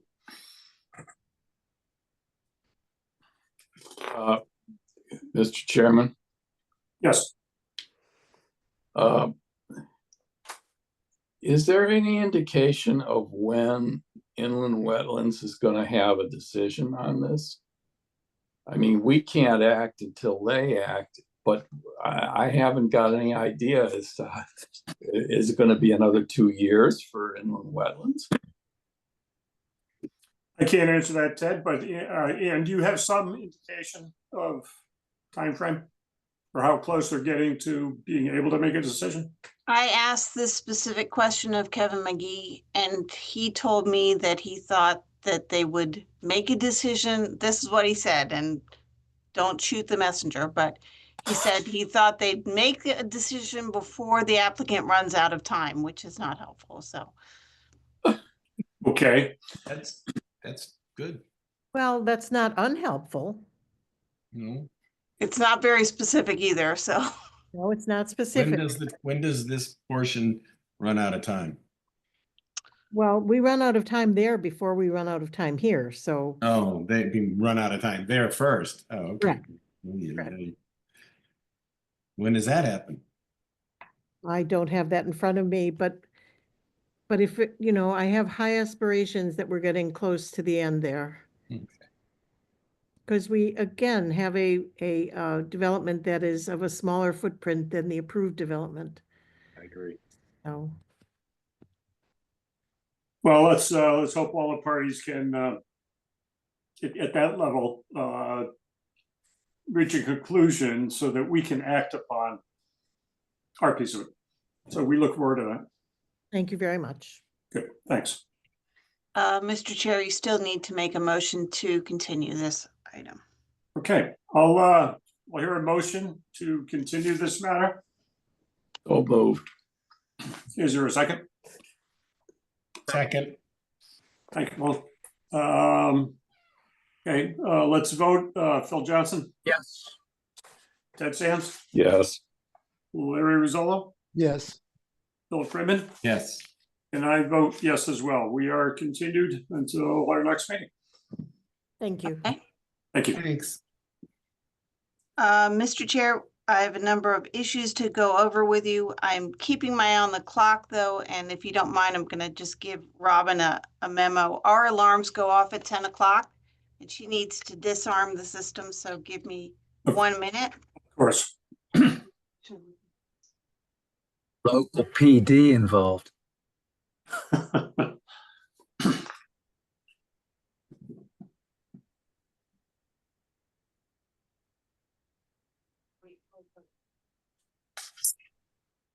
Don't forget to rearm the system when you leave, because there's all kinds of people want to bust into the Steal some paper. zoning office. Yeah. Give myself a free site plan or something. Yes, yes. No, there's all the money that they collect for Yeah, the applications. all in cash. Cash. Does Jeff want? Seriously, you sitting here? You that bored? Yeah, I got nothing better to do. Here, what's he doing? I'm items planting. I'm on the enforcement issues. You guys aren't done with your agenda yet. Oh, you're on the VOCD. No? Okay. Hope you've been on the clock since about 6. You know, I've been debating that how to charge for all this time, because I've cooked, not to make you all, not to diminish the hard work you're doing, but I've cooked dinner, I've ironed laundry, I've done all these things while this meeting's been in progress. So Good for you. And we've got. And you build a client. Good for you. multitasking. Okay, if we get the alarm wrong, you'll see the police show up fairly quickly. So, let's move on. So we need to discuss, the planning restoration plan for 14 Benton's Knoll. Just to remind everybody, I'm looking at it here, the original cease and desist was issued in October of last year. There's been some work done in the meantime. I reviewed the plan submitted by Attorney Beatty on behalf of his client. I determined that I believe it's ready for your review and blessing. So with that, I don't know, Attorney Beatty, do you want to present the plans or? I'm happy to, but given the hour, I'm comfortable with your saying they're acceptable from your perspective, and the hope that will be satisfactory from the commission's perspective. I think my clients engaged a restoration landscaper to come up with a plan that addresses the concerns that were raised in the cease and desist order and does it in a way that's going to restore the property to a condition. It may not be restored right away. There's a planting schedule and things like that, but the commitment is to go forward and make it look like it's wasn't cleared the way it was prior to the cease and desist order being issued. So Great. we'd hope that the commission agrees and approves the proposed restoration plan. Do you want, Mr. Chair, do you want me to just show you the drawings very quickly? Could you do that quickly, Ann? I will try, yes. Quick. Okay. Okay, All right, that's enough. that's enough, yeah. Okay, Here's the planting plan, and then a different version of the same planting plan, and then nice pretty pictures of what all the trees are with the plant list. Oh my. And then are the alarms going off? Hold on.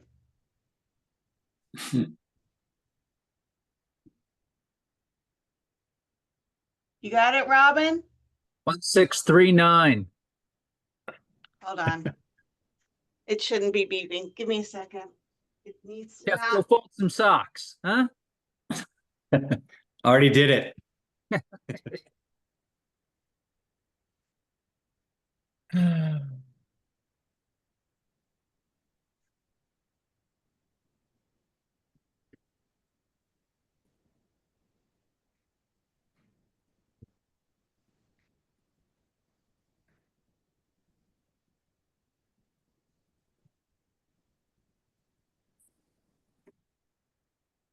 Probably a lot of trees there.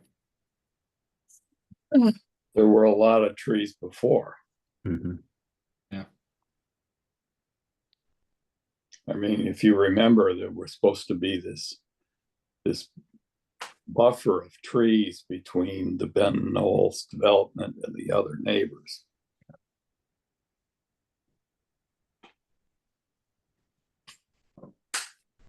And what have we learned about PRDs? Seriously. You need to watch them closely. And Yeah. don't let the money out of the henhouse. The police may be showing up shortly, but deal with it. we will vouch for you, Ann. Okay.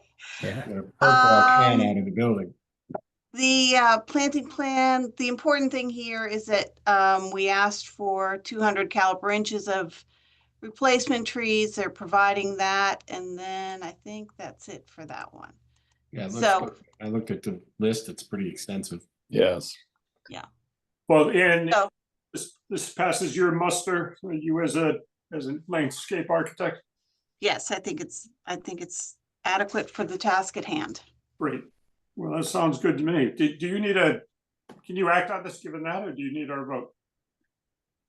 It would be great to codify it in a vote, and then Mr. Beatty can let his client know and they can start planting. That's great. So I'll ask for a motion to accept the plan as submitted. So moved. Second. Great, thank you. Phil Johnson, Yes. and Ted Sands, Yes. Larry Rizzolo, Yes.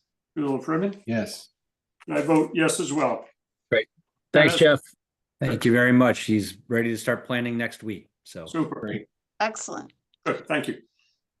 Okay, the next item, just an informational piece. The J.J. Sullivan appeal of the Planning and Zoning Commission's decision in June of 2012 has been withdrawn.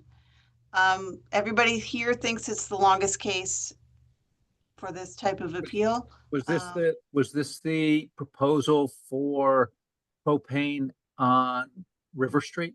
Yes. yes. Yeah. I was at that.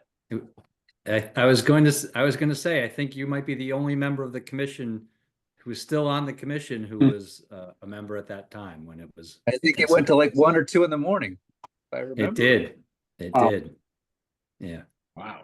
And just so the commission's aware, the reason it took so long was because we first looked at an alternate site at the intersection of Moose Hill Road and Route 1 as a site to store bulk, have a bulk propane storage facility. That while that was being discussed, my client was approached by the town of North Branford, and it's taken us, let's see, not to belabor this, but when you were talking about the inland wetlands decision, we had to go to the state DEEP to get our inland wetlands approval, which took about 3 years because the North Branford Inland Wetlands and Watercourses Commission refused to have a quorum to consider our application. So because they wouldn't seat enough members to act on our application, we had to go up to the state, which took about 2 years from starting to getting it approved. That's a So, cagey yeah. delay maneuver. Oof. Yeah, I know. I'm reluctant to share it with you for fear it might be. We'll have to keep that in mind. Yeah. Yeah. And then when we got the text amendment, and then for site plan approval, and then they denied our site plan approval. The Superior Court sustained that. We had to go to the appellate court, which reversed it. Supreme Court affirmed that, and then we had to then we had another citizens group brought in a lawsuit, which got dismissed. They appealed that, and that dismissal was affirmed on appeal earlier this year, which led to us being able to comfortably withdraw our action against the town of Guilford with regard to the River Street permit that was denied. So they're moving forward with their project this year. So, yep, 12 years. There you go. Good news, Oh, thank you. Thanks, Okay. Jeff. Next item, Abby issued a cease and desist for, I'm gonna get the address here, 72 Stepstone Hill Road. We had gotten complaints from the neighbors that they thought somebody was renting a bunch of apartments out of what was supposed to be a single family home. We confirmed on VRBO and Airbnb that there were 4 apartments being rented in a house in a zone that doesn't allow multi-units. So she issued a cease and desist. Also, no permits had ever been pulled on the project. This cease and desist was issued in February, just yesterday or the day before. I'm getting confused now. Abby and Jim Constantine from the fire department got a search warrant to search the house. They found a house in construction, I would say, because of some water damage. The woman who owns the house was there. She claimed to know nothing about illegal apartments and said she bought the house with the apartments and was just continuing the use. There were no permits pulled for any of this work, so we can't determine. But we need her to come into compliance with our zoning regulations and pull all the required permits. So given that this cease and desist was issued in February and she's done nothing to pull any permits, and she's continuing, it appears that she's continuing construction without any zoning or building permits, though it's not clear what she's doing because we don't have any drawings. We would like to request permission of the commission to begin the allowable $150 a day daily fines to help motivate her to come into compliance. That sounds well deserved. Someone make a motion to that effect? So moved. Okay, I'll take Ted as the move in a second. Whoever mentioned. Second. Okay, Larry. Okay, let's bring this to a vote. Phil Johnson. Yes. Ted Sands. Yes. Larry Rizzola. Yes. Bill Freeman. Yep. And I vote yes as well. So Excellent. motion carries. The next is a cease and desist for 43 Bay Street. This is a project which submitted drawings and got zoning and building permits based essentially on erroneous drawings. The drawings didn't indicate any grading or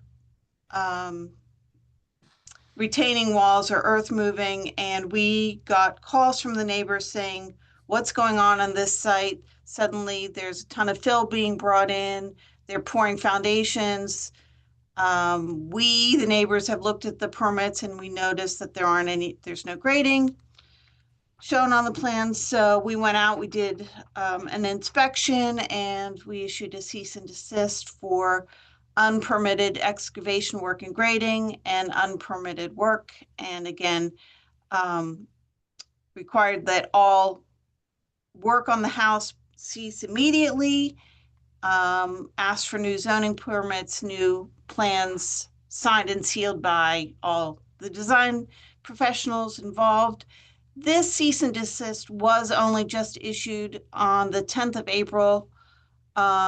This weekend will be the 10th of May. So it's a situation we wanted to apprise you of. Maybe we give them a little more time to come into compliance. And if they haven't within the next month, we come back and ask for fines. But this is a known, at least as I've been told, this is somebody who tends to do this a lot and just disregards all of our permitting rules. So in just understanding how egregious this whole situation is, and without even knowing this, history with this builder, I would feel it demands perhaps immediate action with regard to finding, not waiting another month. I think this is really, I know that neighborhood, and it's just these tiny little cottages. Now this huge monstrosity has been unpermittedly built in the middle of all that. I don't blame the neighbors for being upset, and I'm not sure we should give them any leeway here. And what was permitted versus what is there? Well, permitted was essentially a flat earth project.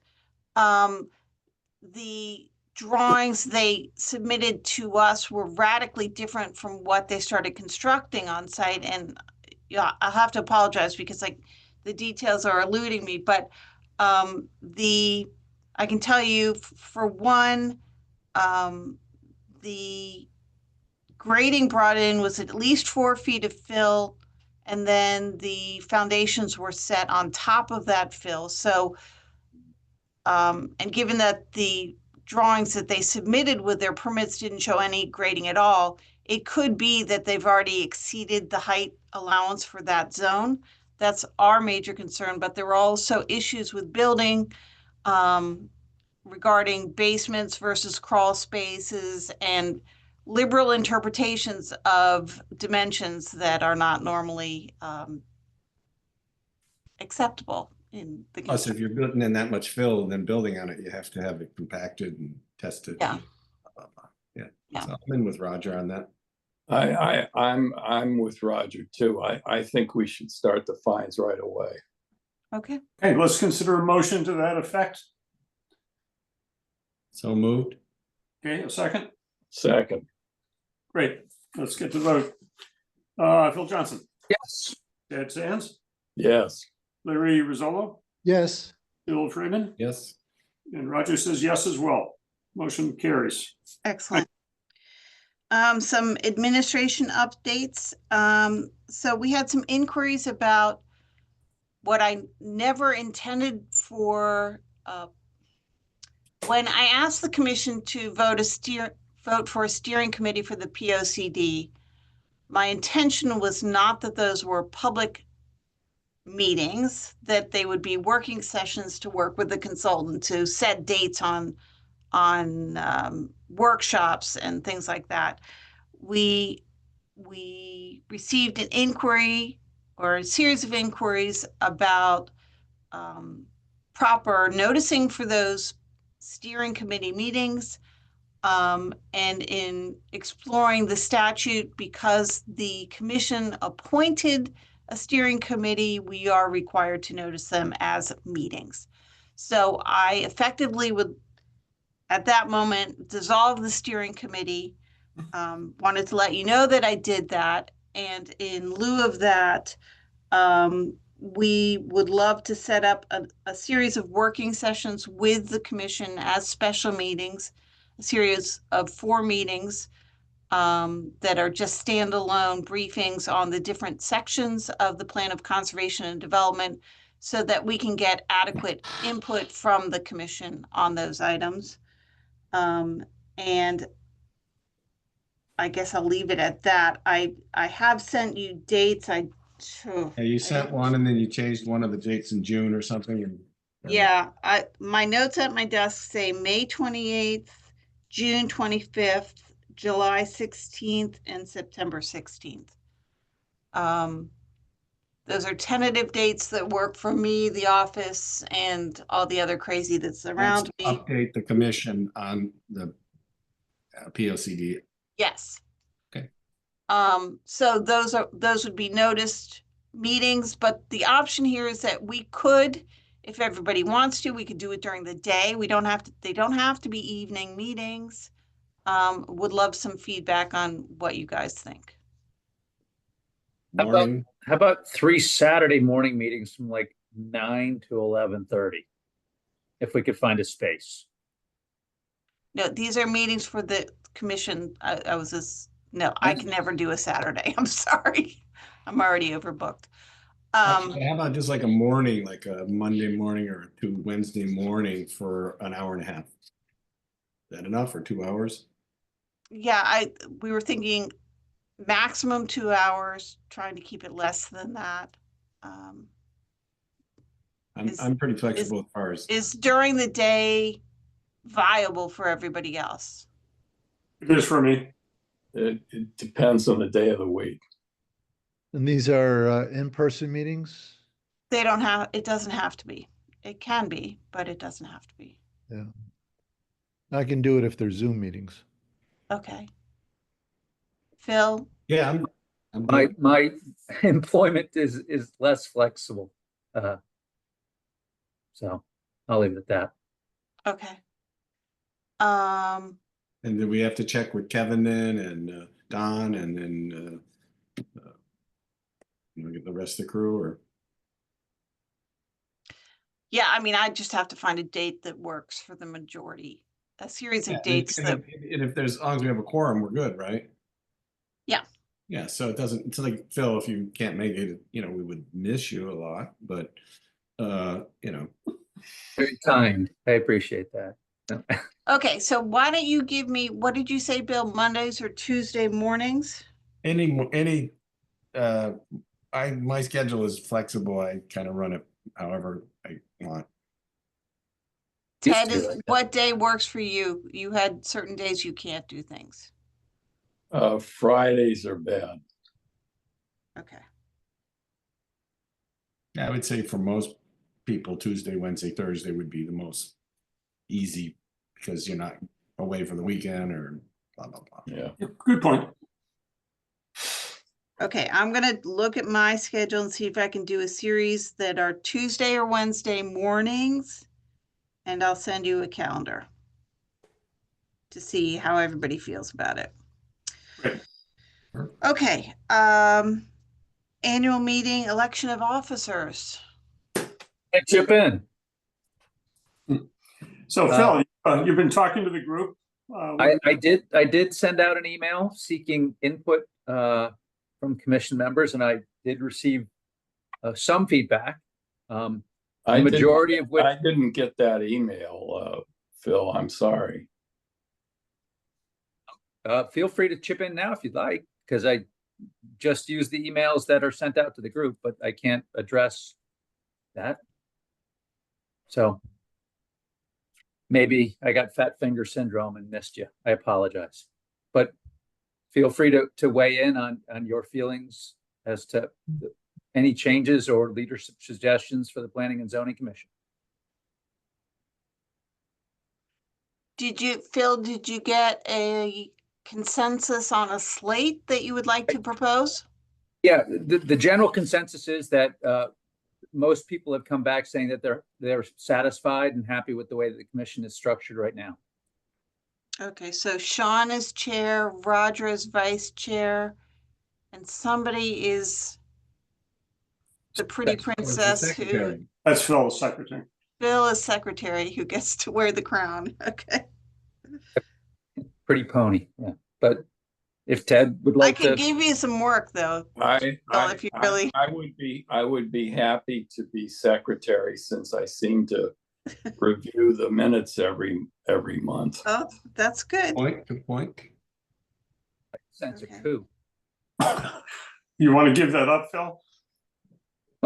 My crown. How about this? I'll let you keep the crown. but I'll take the title. Okay, can somebody please make a motion? I make a motion that we accept the slate as it is currently now, except for Phil giving up his crown and Ted taking the crown. Perfect. Is there a second? Yes, Phil, second this, please. Okay. Okay, so let's take a vote. Phil? Yes or no? Is sure is okay? Fine? It sure is fine. You can have it. You got Ted, you want him, you got him. Okay. Larry? Yes, assuming I'm eligible to vote. Or tonight. I think are. you are tonight, yeah. You are seated? I vote yes. Great. Bill? Yes. And I vote yes. The slate carries. Thank you for your support And and thanks, Phil, for running the. thanks for your research on that. Okay, And minutes from last month. I found something here on page 5 of the minutes, halfway down the page. Okay, we've got a bullet point that says explained that adjacent homes had previously been multifamily, etc. That same text is repeated 1, 2, 3 bullets down, word for word. So it's just a duplicate. Okay. One of those has to go away. We will fix that. Okay, thank you. Anything else from anybody else? None from me. Okay, then what, Can we approve with that correction? did someone make a motion, please? I'll move that we accept it. Great, thank you. A second? Second. Good, thank you, Bill. Okay, let's vote. Phil? Yes. And Ted? Yes. Larry? Yes. Bill? Yes. And yes from Roger. That carries. Thank you. And we have one piece of business left, unless you have anything else, Ann? No, I'm good. Okay, the last piece is by acclamation vote. Who wants to adjourn? So moved. So moved. Aye. Absolutely. Aye. Wait. There's a long meeting. We got to accomplish a great deal though, so thanks Yes. for that. And we'll see you next month. Yeah. Again. All right. Thank you. Thank you. Bye-bye. Bye-bye. Bye.